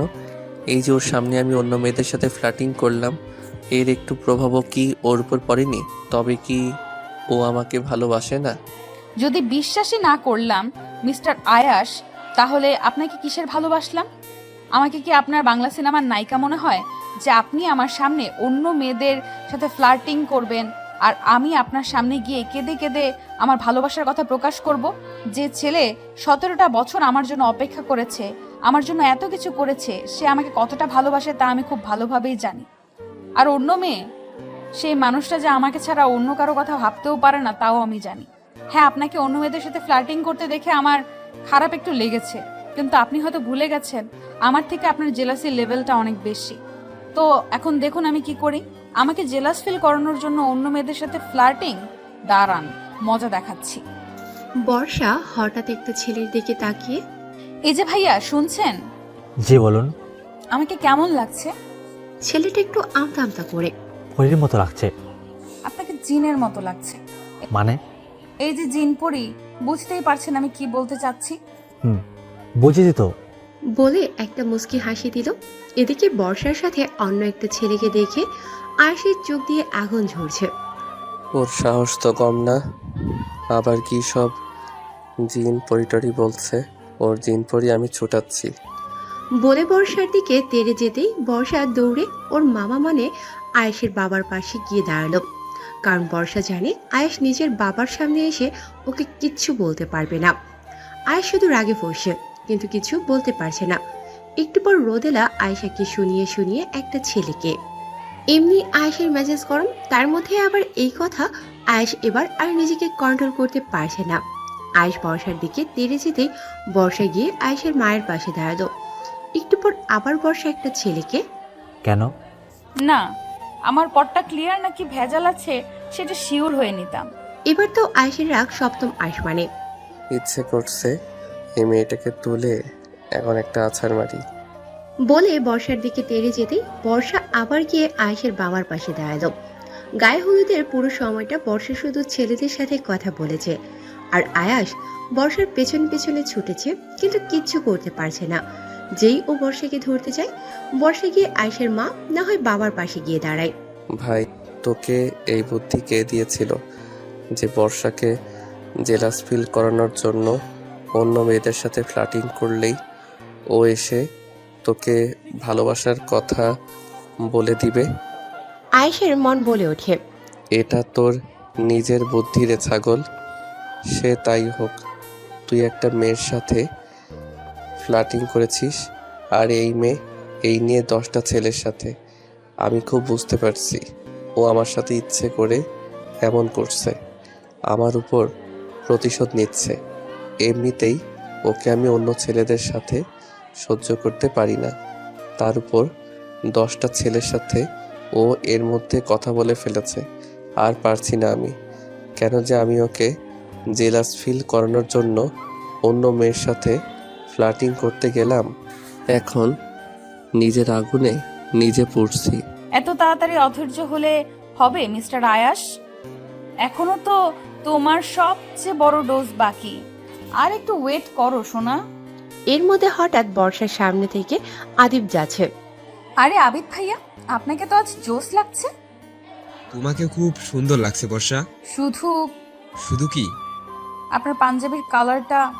বলে নিজেই আদিবের কলারটা ঠিক করে দিতে লাগলো। আদিব এক দৃষ্টিতে মুগ্ধ নয়নে বর্ষার দিকে তাকিয়ে আছে। এর মধ্যে হঠাৎ আনিকা আসলো। আনিকা আদিব আর বর্ষাকে এভাবে ঠিক সহ্য করতে পারছে না। নিজের অজান্তেই আনিকার চোখ থেকে এক ফোঁটা পানি গড়িয়ে পড়ল। আরে আনিকা। আনিকা দ্রুত চোখ মুছে। জি ভাইয়া। শাড়িতে তো তোকে বেশ লাগছে। একই বাড়িতে থাকি অথচ আগে তো খেয়াল করিনি। মুহূর্তের মধ্যে আনিকার মুখে হাসি ফুটে উঠল। থ্যাঙ্কস ভাইয়া। এদিকে আদিব আর বর্ষাকে একসাথে দেখে আয়েশের রাগে পুরো শরীর থেকে আগুন ঝরছে। চোখ দুটো অসম্ভব লাল হয়ে আছে। মনে হচ্ছে এখনই বর্ষাকে ওর চোখ দিয়ে পুড়িয়ে ছাই করে দেবে। এই মেয়েটা আমাকে পাগল করে ছাড়বে। ওর এখনই একটা ব্যবস্থা করা দরকার। বলেই বর্ষার হাত ধরে টান দিল। বর্ষা প্রতিবার পালিয়ে গেল। এবার হঠাৎ আনিকা এসে পড়ায় আর পালাতে পারেনি। আর কিছু বুঝে ওঠার আগেই আয়াস গিয়ে বর্ষার হাত চেপে ধরে। বর্ষার তো প্রাণ যায় যায় পালা। আমি শিওর এই লোকটা এখন আমার উপর প্রচন্ড রেগে আছে। আমাকে নিয়ে এখন কাঁচায় টুক করে গিলে ফেলবে। ভাজাভাজির কোনো চান্সই নেই। কি করব আমি এখন? এই লোকটার কাছ থেকে আমি এখন বাঁচবো কিভাবে? আয়েশ রাগে গটগট করতে করতে বর্ষাকে টেনে নিয়ে যাচ্ছে। আরে ভাইয়া, বর্ষাকে নিয়ে কোথায় যাচ্ছিস? আয়েশ কোনো কথা না বলে এক মনে হাঁটছে। বর্ষা নিজেকে ছাড়ানোর অনেক চেষ্টা করছে, কিন্তু পারছে না। ও একটা মেয়ে মানুষ হয়ে কিভাবে এত বড় একটা দামড়া ছেলের সাথে পেরে উঠবে? বর্ষাকে টেনে এনে আয়েশের গাড়ির মধ্যে ছুঁড়ে ফেলে দিয়ে নিজের ড্রাইভিং সিটে বসে গাড়ি স্টার্ট দিল। যা ভাবছিলাম তাই। উনি আমাকে মেরে ফেলবে। বাড়ি থেকে দূরে নিয়ে গিয়ে আমাকে মেরে ফেলে দিয়ে আসবে, যাতে বাড়ির কেউ টের না পায়। কি শয়তানি চিন্তা ভাবনা। না না, যে করেই হোক নিজেকে বাঁচাতেই হবে। ভয় পেলে চলবে না। হেল্প হেল্প, কেউ আমাকে বাঁচান। এই ছেলেটা আমাকে মেরে ফেলবে। এই আমাকে কোথায় নিয়ে যাচ্ছেন? গাড়ি থামান। Help help. এই চুপ, একদম চুপ। আর একটা কথা বললে সত্যি সত্যি গাড়ি থেকে ফেলে দিয়ে গাড়ি দিয়ে পিষে মেরে ফেলবো। তারপর সবাইকে বলবো অ্যাক্সিডেন্ট। আয়েশের ধমক শুনে বর্ষা ভয়ে চুপসে গেল। এই ছেলেকে এখন বিশ্বাস নেই। যে পরিমাণ রেগে আছে, এখন যা খুশি করতে পারে। আমি নিজেই তো ওনাকে রাগিয়ে দিয়েছি। বুঝতে পারিনি যে এমন ভাবে ফেসে যাব। সব হয়েছে ওই আনিকার জন্য। ওর একদম ওই সময় আসা লাগে। ওর জন্য আমার এই রাক্ষসটার হাত থেকে পালানোর সুযোগ পাইনি। আল্লাহ, তোমার কাছে বিচার দিলাম। আমার মৃত্যুর জন্য দায়ী থাকবে এই দুই ভাই বোন, আয়াস আর আনিকা। আয়াস হঠাৎ গাড়ি থামালো। বর্ষা তাকিয়ে দেখে কাজী অফিস। এ কি? আমাকে এখানে নিয়ে এসেছেন কেন? গাড়ি থেকে নামো। না, আমি নামবো না। আপনি আমাকে এখানে কেন এনেছেন? তোমার এই কি কেনর উত্তর দেওয়ার সময় আমার হাতে নেই। বলে বর্ষাকে কোলে নিয়ে হাঁটা শুরু করলো। আরে কি করছেন? নামান আমাকে। আয়েশ কোনো কথা না বলে সোজা বর্ষাকে কাজী সাহেবের সামনে বসিয়ে।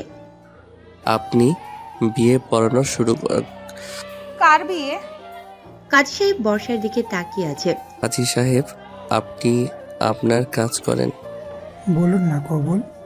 না, আমি কবুল বলবো না। আমি এই বিয়ে করব না। কিসের বিয়ে? আমার এইভাবে এখানে আনার মানে কি?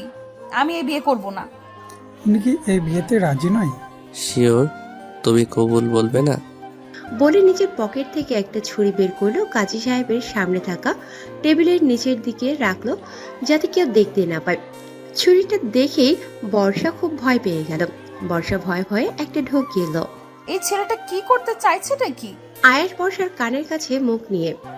তুমি যদি এখন কবুল না বলো, তাহলে এখনই তোমাকে এই ছুরিটা দিয়ে জবাই করব। না, আমি কবুল বলবো না। ওকে বেবি, ঠিক আছে।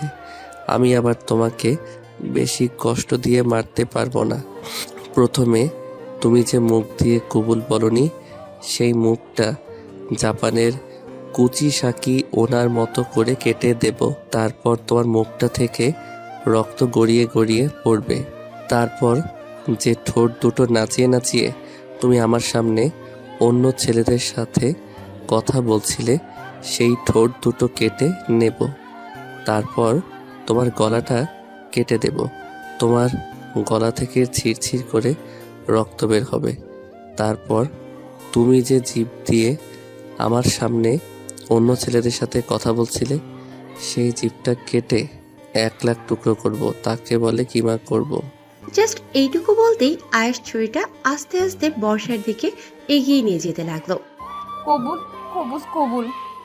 আয়েশের কথা শুনে বর্ষার শরীরে লোম সব দাঁড়িয়ে গেছে, তাই ভয়ে বর্ষা কবুল বলে দিয়েছে। আয়েশ আর বর্ষার বিয়ের সম্পূর্ণ হলো। গাড়িতে বাইরের দিকে মুখ করে আছে বর্ষা, একটা কথা বলছে না আয়েশের সাথে। একটু আগেও সব ঠিক ছিল, মুহূর্তের মধ্যে কি থেকে কি হয়ে গেল। বর্ষার খুব খারাপ লাগছে। আমি চেয়েছিলাম আয়াশকে বিয়ে করতে, কিন্তু আমি তো এটা চাইনি। আমি তো চেয়েছিলাম বাড়ির সবার দোয়া ভালোবাসা নিয়ে বিয়ে করব। আমি বাবা মায়ের বড় মেয়ে, আমার বিয়ে নিয়ে তাদের কত স্বপ্ন। মা তার জামাইকে এই করবে সেই করবে, তার কত স্বপ্ন। তারা যদি জানতে পারে খুব কষ্ট পাবে। ছোট বোনটা তো সারা দিন আপনি তোর বিয়েতে আমি নাচবো, এই করব সেই করব। আর মামা মামি তারা তো আমাকে নিজেদের মেয়ের মতোই ভাবে। আর সেখানে আমি কিনা সবাইকে আমি কি জবাব দেব, কি উত্তর দেব আমি সবাইকে? তুমি এত চিন্তা করো না টুনটুনি পাখি। আমি আমাদের বিয়ের কথা কাউকে বলবো না। আমি তোমাকে পারিবারিক অনুমতি নিয়ে ধুমধাম করে আবার বিয়ে করব। আমি জানি তুমি আমাদের সেই ছোটবেলার বিয়ে মানো না, কিন্তু আমি তো মানি।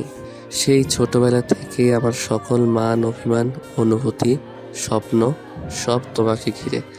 কত বছর পর আমি তোমাকে আবার পেয়েছি। আমি পারবো না তোমাকে আবার হারাতে, কিন্তু তোমাকে হারানোর ভয় যে আমাকে প্রতিনিয়ত তাড়া করে বেড়াচ্ছিল, তাই এই বিয়েটা করে রাখলাম। তুই মানো আর না মানো, এখন তুমি আমার লিগ্যাল ওয়াইফ। তুই চাইলেও এখন আর আমার থেকে দূরে যেতে পারবে না। তোমাকে হারানোর ভয়ে আমি আজ একটা স্বার্থপরের মতো কাজ করেছি, আমি জানি। কিন্তু প্লিজ টুনটুনি পাখি, আমাকে মাফ করে দিও প্লিজ। আয়েশ বর্ষাকে বাড়ির সামনে নামিয়ে দিয়ে কোথাও একটা চলে গেল। অনেক রাত অব্দি আয়েশকে আর কোথাও দেখা যাচ্ছে না, কিন্তু যতই রাগ অভিমান থাকুক না কেন, বর্ষার এই বেহাল চোখ দুটো যে শুধু আয়েশকেই খুঁজছে। এখন আর বাড়ি থাকবে কেন? বিয়েটা তো করে নিয়েছে, নিজের নামে স্ট্যাম্পটা আমার নামের উপরে দিয়ে দিয়েছে। এখন আমি ওনার সম্পত্তি কিনা, এখন আর আমাকে চিনবে না। আর এই কয়দিন আমাকে পটানোর জন্য কত ঢং, সব ছেলেরাই এক। মাঝরাত বর্ষার রুমে ওরা 4-5 জন ঘুমিয়েছে। বিয়ে উপলক্ষে বাড়িতে অনেক মানুষ কিনা। বর্ষার কিছুতেই ঘুম আসে না, ও বিছানায় শুয়ে শুয়ে এপাশ ওপাশ করছে আর ভাবছে আজ কি থেকে কি হয়ে গেল। এর মধ্যে বর্ষা অনুভব করলো কেউ ওর মাথায় হাত বুলিয়ে দিচ্ছে। তাকিয়ে দেখে আয়াস। বর্ষা হকচকিয়ে ওঠে। আপনি এখানে?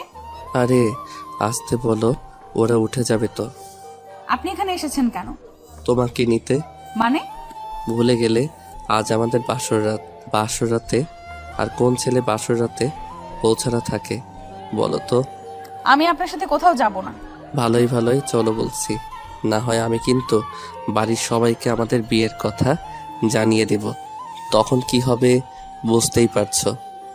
কোথায় যেতে হবে চলুন বলে উঠে হাঁটা ধরলো। এই তো বাছা, লাইনে আসো বলে বর্ষাকে কোলে তুলে নিল। আরে কি করছেন, নামান আমাকে।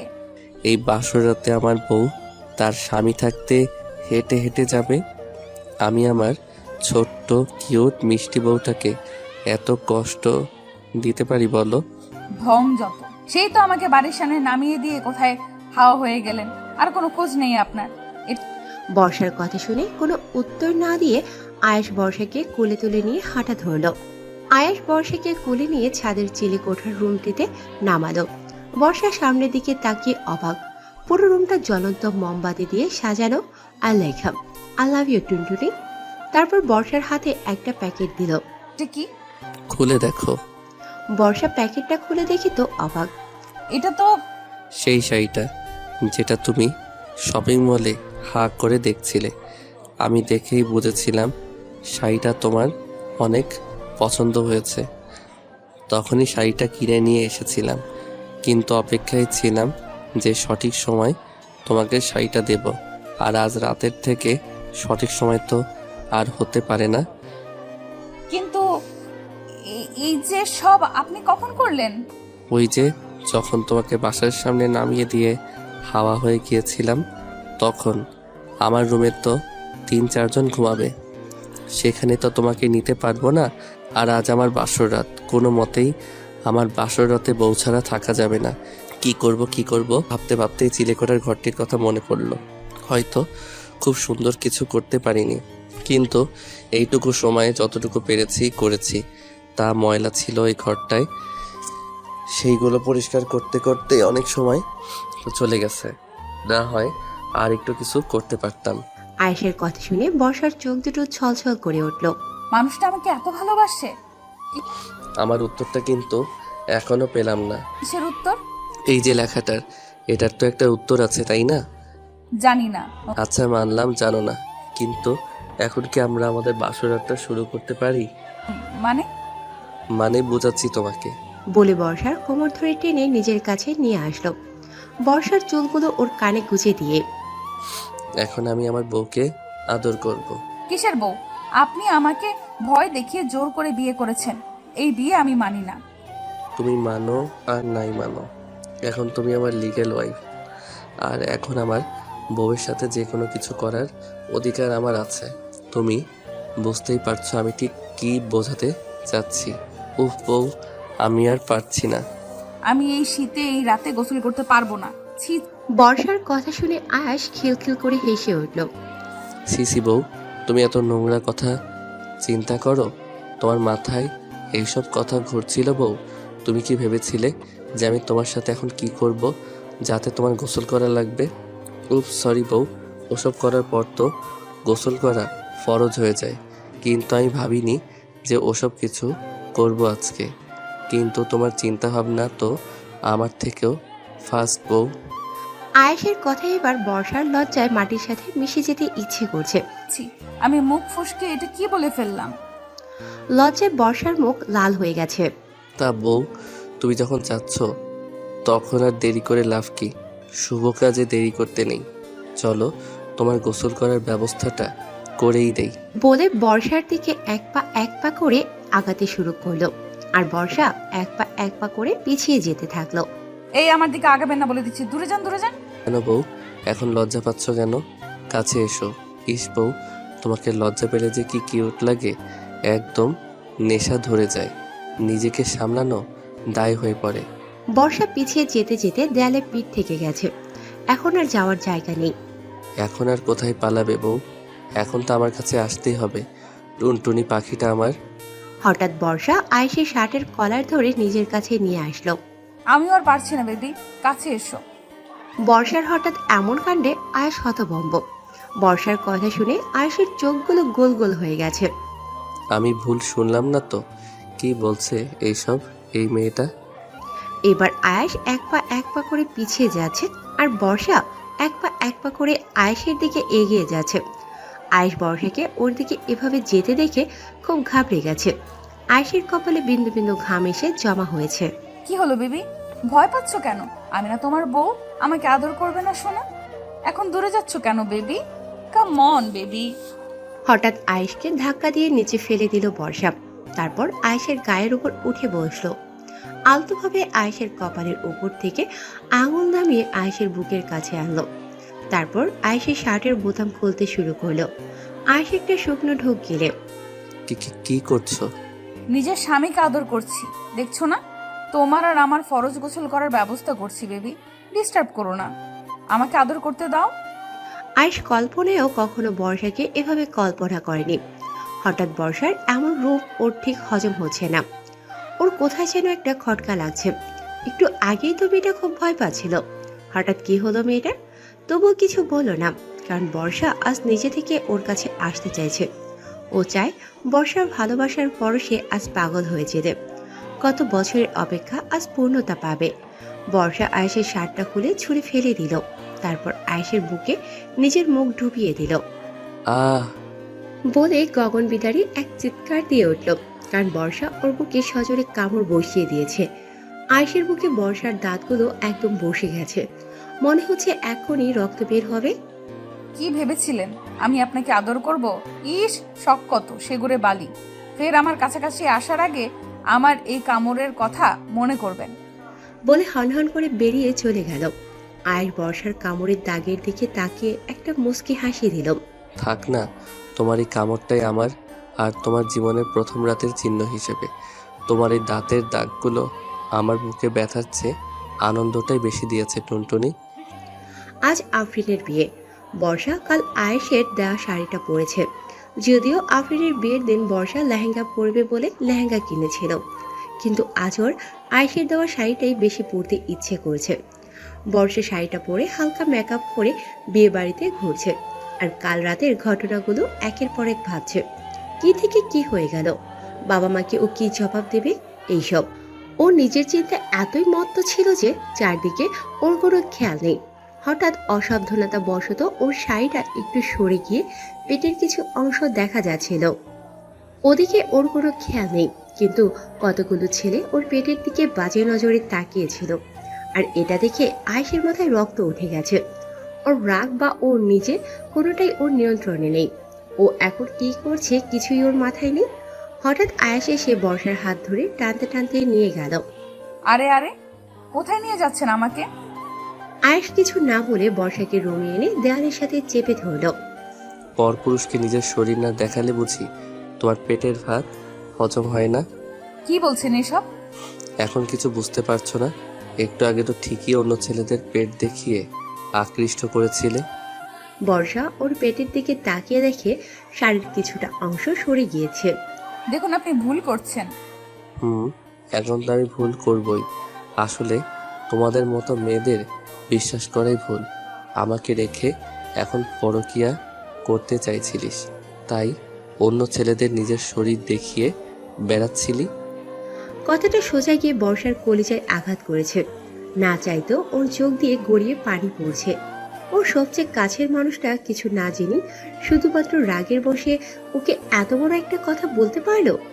মুহূর্তের মধ্যে সব রাগ অভিমান এসে ভিড় করলো বর্ষার মধ্যে। বর্ষা রেগে গিয়ে, দেখিয়েছি আমার পেট, দরকার পড়লে শাড়ি খুলে হাঁটবো, আপনার কি? তুই ভুলে যাচ্ছিস তুই আমার বিয়ে করা বউ।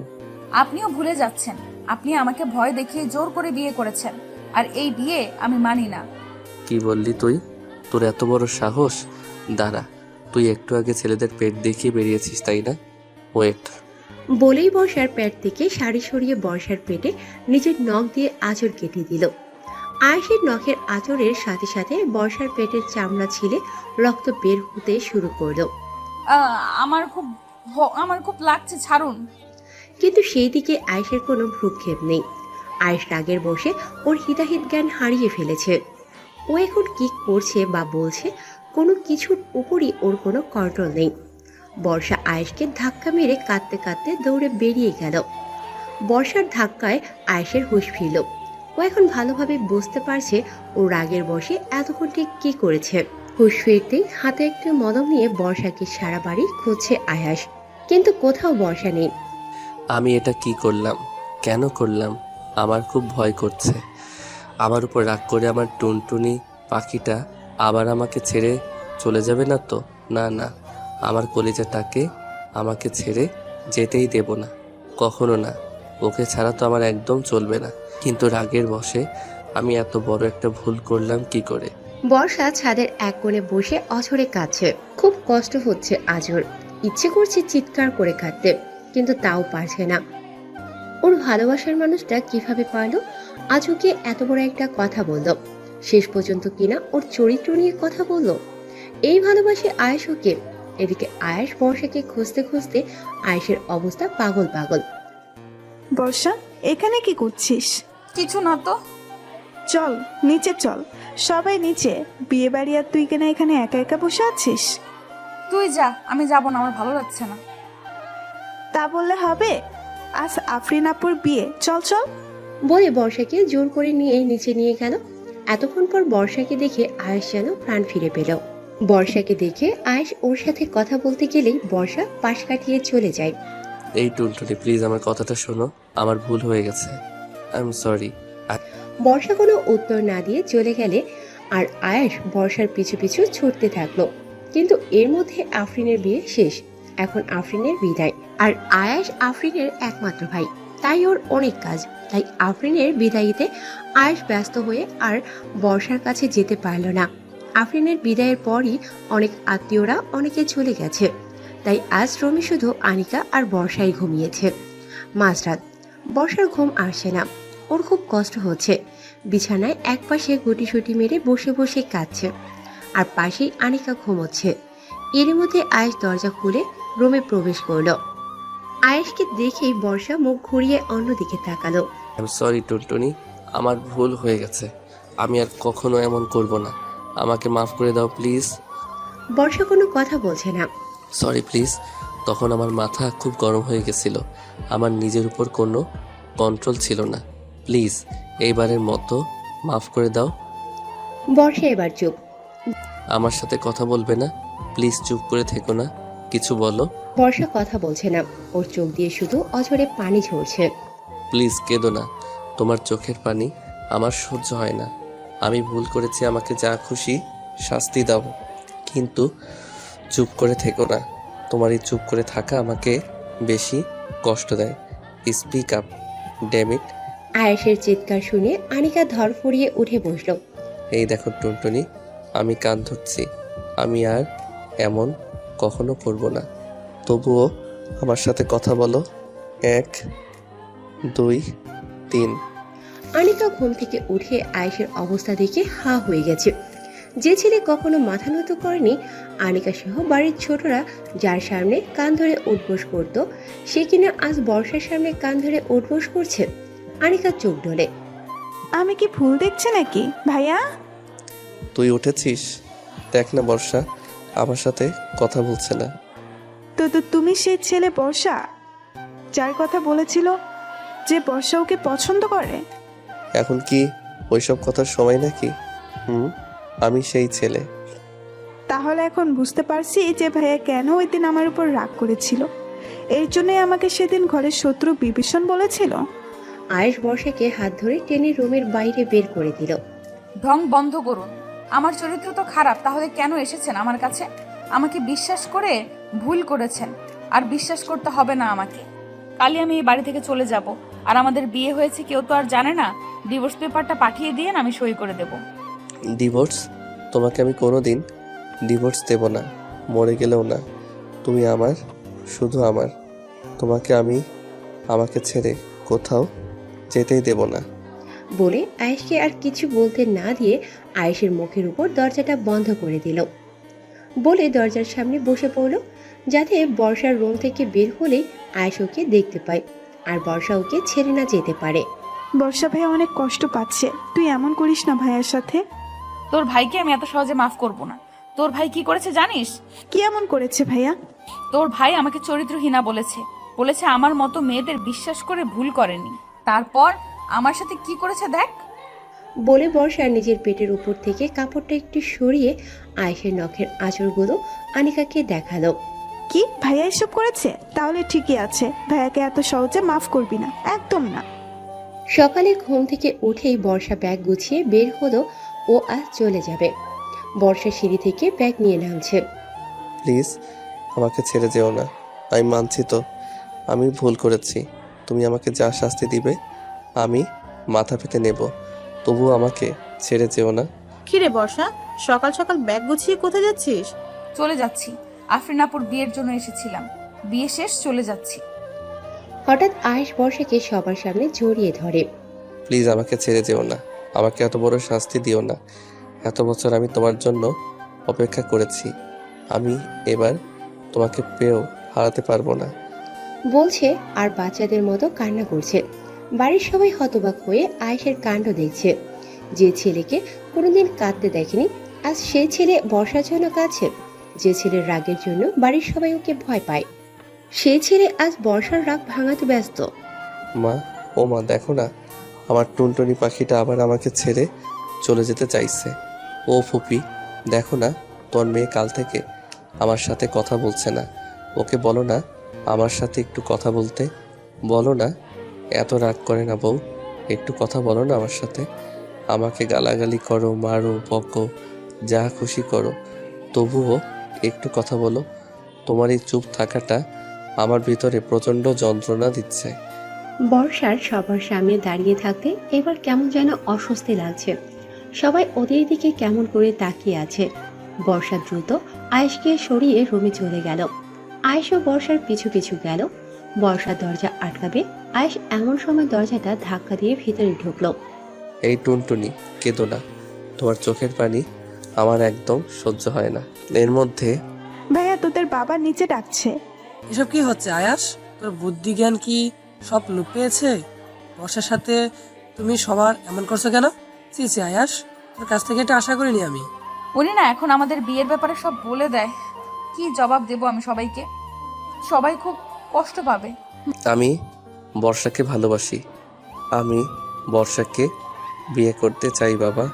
তুমিও কি তাই চাও বর্ষা? এখন না, আমার টুনটুনি পাখিটা আবার না বলে দেয়। এমনি আমার উপর প্রচণ্ড রাগ করে আছে। তাহলে তো আমাকে বাধ্য হয়ে আমাদের বিয়ের কথাটা সবাইকে বলতে হবে, কারণ আমি আমার টুনটুনি পাখিটাকে কোনোভাবেই হারাতে পারবো না, কোনোভাবেই না। আমিও আয়েশকে বিয়ে করতে চাই। যাক, আলহামদুলিল্লাহ, আমার টুনটুনি পাখিটা এই বিয়েতে না করেনি। বর্ষা কোনো কথা বলছে না, শুধু কাঁদছে। বর্ষার কথা শুনে সবাই খুব খুশি। পারভিন বেগম অনেক আগে থেকেই চাইতো বর্ষাকে নিজের ছেলের বউ করতে, কিন্তু বর্ষা আয়েশকে একদম পছন্দ করতো না। আয়েশের জন্যই তো এত বছর এ বাড়িতে আসেনি। বর্ষা তাই পারভিন বেগম মুখ ফুটে কিছু বলতেও পারতো না। এইদিকে এক কোণে দাঁড়িয়ে দাঁড়িয়ে সবটা দেখছিল আবিদ। ওর বুকটা ফেটে যাচ্ছে আজ, খুব কষ্ট হচ্ছে ওর। ও তো এত বছর ধরে বর্ষাকে ভালোবেসে আসছে। ও চেয়েও ওর ভালোবাসার মানুষটাকে আজ কিছু বলতে পারছে না, আটকাতে পারছে না। ও বিশ্বাস করতে পারছে না ওর ভালোবাসার মানুষটা অন্য কাউকে ভালোবাসে। ও মানতে পারছে না ওর ভালোবাসার মানুষটা অন্য কারো হবে। নীরবে নিঃশব্দে আবিদের চোখ থেকে গড়িয়ে গড়িয়ে পানি পড়ছে। সবার চোখ এড়িয়ে গেল আবিদের এই অবস্থা। আনিকার চোখ এড়িয়ে যায়নি। আনিকা আবিদের চোখের পানি একদম সহ্য করতে পারছে না। আবিদের চোখের পানি যেন আনিকার বুকের মধ্যে তোলপাড় শুরু করে দিয়েছে। আনিকাও যে আবিদকে খুব ভালোবাসে। আয়াস আর বর্ষার বিয়েটা সুষ্ঠুভাবেই সম্পূর্ণ হয়েছে। বাসর ঘরে বসে আছে বর্ষা। আয়াস রুমে ঢুকে দরজাটা আটকে দিয়ে বর্ষার পাশে গিয়ে বসলো। বর্ষা উঠে চলে যাওয়া শুরু করতেই বর্ষার কোমর ধরে আয়াস নিজের সাথে মিশিয়ে নিল। এখন আমার উপর রাগ করে থাকবে বউ? বর্ষা অন্যদিকে মুখ ঘুরিয়ে ফিরিয়ে আছে। কথা বলবে না আমার সাথে? বর্ষা কোনো কথা বলছে না। তোমাকে কিভাবে কথা বলাতে হবে তা আমার ভালোভাবেই জানা আছে, বলে নিজের বৃদ্ধা আঙ্গুলি দিয়ে বর্ষার ঠোঁটে স্লাইড করতে লাগলো। আর আয়েশের প্রতিটা স্পর্শে বর্ষা কেঁপে কেঁপে উঠছে। তারপর বর্ষার গলায় মুখ ডুবিয়ে দিয়ে দিল এক কামড়। আহ, বলে আয়েশকে ধাক্কা দিয়ে সরিয়ে দিল। কি করলেন এটা? উফ বাবা, জ্বলে যাচ্ছে। আপনি কি মানুষ নাকি অন্য কিছু? কাল আছড়ে আমার পেটের চামড়া ছিলে দিয়েছেন, আজ আবার কামড় দিচ্ছেন। এই তো আমার টুনটুনি পাখিটা কথা বলেছে। আমি তো ভেবেছিলাম আমার বউটা বোবা হয়ে গেছে। দেখি কাল কি করেছি। বলে বর্ষার পেটে হাত দিয়ে পেটের কাপড় সরিয়ে দিতেই বর্ষা আয়েশের হাত সরিয়ে দিয়ে দূরে গিয়ে দাঁড়ালো। হয়েছে, আর আদিক্ষেতা দেখাতে হবে না। আয়াস বর্ষার কোমর ধরে এক টানে নিজের কাছে এনে বর্ষার পেটের কাপড় সরিয়ে একটা চুমু দিল।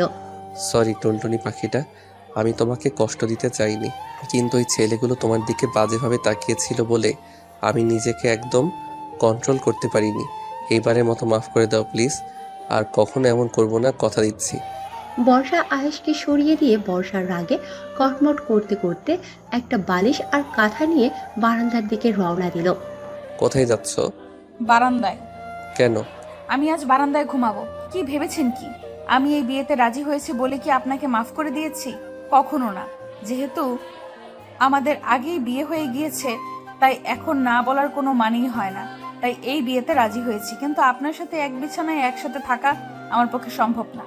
ও আচ্ছা, তাহলে যাও, বারান্দার দরজা খোলাই আছে। বলে বিছানার এক পাশে টান টান হয়ে শুয়ে পড়ল। ব্যাপারটা কি হলো? এই পাজিটা আজ আমাকে আটকালো না কেন? পাজিটা এত তাড়াতাড়ি রাজি হয়ে গেল কিভাবে? আমাকে কি আজ রাতে বারান্দায় থাকতে হবে? কোথায় ভেবেছিলাম আমি বারান্দায় যেতে চাইলে এই পাজিটা আমায় আটকিয়ে বলবে তুই বিছানায় শুয়ে পড়ো, তুমি বিছানায় শুয়ে পড়ো, আমি বারান্দায় যাচ্ছি। তা না, এত তাড়াতাড়ি রাজি হয়ে গেল। বারান্দায় আমি একা একা থাকবো কিভাবে? আমার তো খুব ভয় লাগছে। কি হলো, দাঁড়িয়ে আছো কেন? যাও বারান্দায়, নাকি আমার এগিয়ে দিয়ে আসতে হবে? কেন বলতে গেলাম আমি বারান্দায় ঘুমাবো, আমি সোফায় ঘুমাবো বললেও তো হতো, কিন্তু বুঝতে পারিনি এই পাজিটা এত তাড়াতাড়ি রাজি হয়ে যাবে। এখন তো আমাকে বারান্দায় যেতেই হবে, না হলে এই পাজিটা আমাকে নিয়ে হাসবে। বর্ষা করুণ দৃষ্টিতে একবার আয়েশের দিকে তাকিয়ে একটা ঢোক গিলে বারান্দায় চলে গেল। বর্ষা বারান্দায় পা দেবে, এর মধ্যে দেখে বারান্দায় কেউ একজন কাদামাটি বিছিয়ে রেখেছে। বর্ষার আগে কটমট করতে করতে রুমের ভিতর সোফার দিকে যায়। সোফায় বসতে যাবে এমন সময় দেখে সোফা একদম পানি দিয়ে ভিজিয়ে টইটুম্বুর করে রাখা হয়েছে। বর্ষা আয়েশের দিকে একবার অগ্নি দৃষ্টিতে তাকিয়ে মেঝেতে শুতে যায়। গিয়ে দেখে মেঝের যে অংশ খালি সেখানে কোনো মানুষ শুতে পারবে সেখানেও কাদামাটি বিছিয়ে রাখা হয়েছে। বর্ষা শেষমেশ আর উপায় না পেয়ে খাটে বিছানায় শুতে যায়। বিছানার এক পাশে আয়াস শুয়ে আছে। বর্ষা বিছানার অন্য পাশে শুতে গেলেই দেখলো বিছানার ওই পাশটা পানি দিয়ে ভিজিয়ে রাখা হয়েছে। বর্ষার রাগে কটমট করতে করতে বলে, এটা কি হলো? কি হয়েছে আমার টুনটুনি পাখিটা? ঢং করতে হবে না, আমি জানি এই সব আপনার কাজ। আপনাকে আমি হাড়ে হাড়ে চিনি। তুমি আমাকে চিনবে না তো কে চিনবে? 10টা না 5টা না একটা মাত্র বউ। আমি এখন কোথায় ঘুমাবো? আয়েশ আঙ্গুল দিয়ে নিজের বুকটা দেখিয়ে, এখানে। পাজি ছেলে বলে দরজার দিকে এগিয়ে যেতে আয়েশ বর্ষার হাত ধরে হ্যাসকার টান দিয়ে নিজের কাছে নিয়ে আসলো। এই টুনটুনি পাখিটা, শোনো না, আমাকে এইবারের মতো মাফ করে দাও না, আমি আর এমন করব না। বর্ষা অন্যদিকে মুখ ঘুরিয়ে তাকিয়ে আছে। আয়েশ নিজের শার্ট খুলে পকেট থেকে একটা ছুরি বের করে ওর বুকে যেখানে বর্ষা কামড় দিয়েছিল সেখান থেকে খুঁচিয়ে খুঁচিয়ে রক্ত বের করতে শুরু করলো। আরে আরে কি করছেন? পাগল হয়ে গেছেন নাকি? আমি পাগল হয়ে গেছি। তুমি আমার উপর যখন থেকে রাগ করে আছো তখন থেকে আমার নিজেকে পাগল পাগল লাগছে। ছুরিটা নিচে রাখুন প্লিজ। না, আমি তোমার সাথে যা যা করেছি আগে সেই সবের জন্য নিজেকে শাস্তি দেব, তারপর ছুরি রাখবো। ভয় পেও না, আমি আত্মহত্যা করব না। কারণ আমি মরে গেলে তুমি যদি আবার অন্য কারো হয়ে যাও, এমনি ওই আবিদটা তোমার জন্য মুখিয়ে আছে। আমাদের যখন বিয়ের কথা হচ্ছিল তখন আমি খেয়াল করেছি ও আমাদের বিয়েটা মানতে পারছিল না। এখন আমার কিছু হলেই আমি শিওর ওই বজ্জারটা তোমার দিকে হাত বাড়াবে। আর আমি জানি, আর আমি সেটা কিছুতেই হতে দিতে পারি না। আমি মরে গেলেও তোমাকে অন্য কারোর সাথে মানতে পারবো না। এমন একটা সিরিয়াস মোমেন্টেও আপনার এইসব কথা? ছুরিটা আমাকে দিন। আগে বললো আমাকে মাফ করে দিয়েছো। করেছি। সত্যি তো? 3 সত্যি? 3 সত্যি। তাহলে আমাকে জড়িয়ে ধরো। পারবো না। তাহলে আমিও ছুরি ফেলবো না। আপনি খালি গায়ে। খালি গায়ে তাই জড়িয়ে ধরতে পারবেন, একটু পর তো।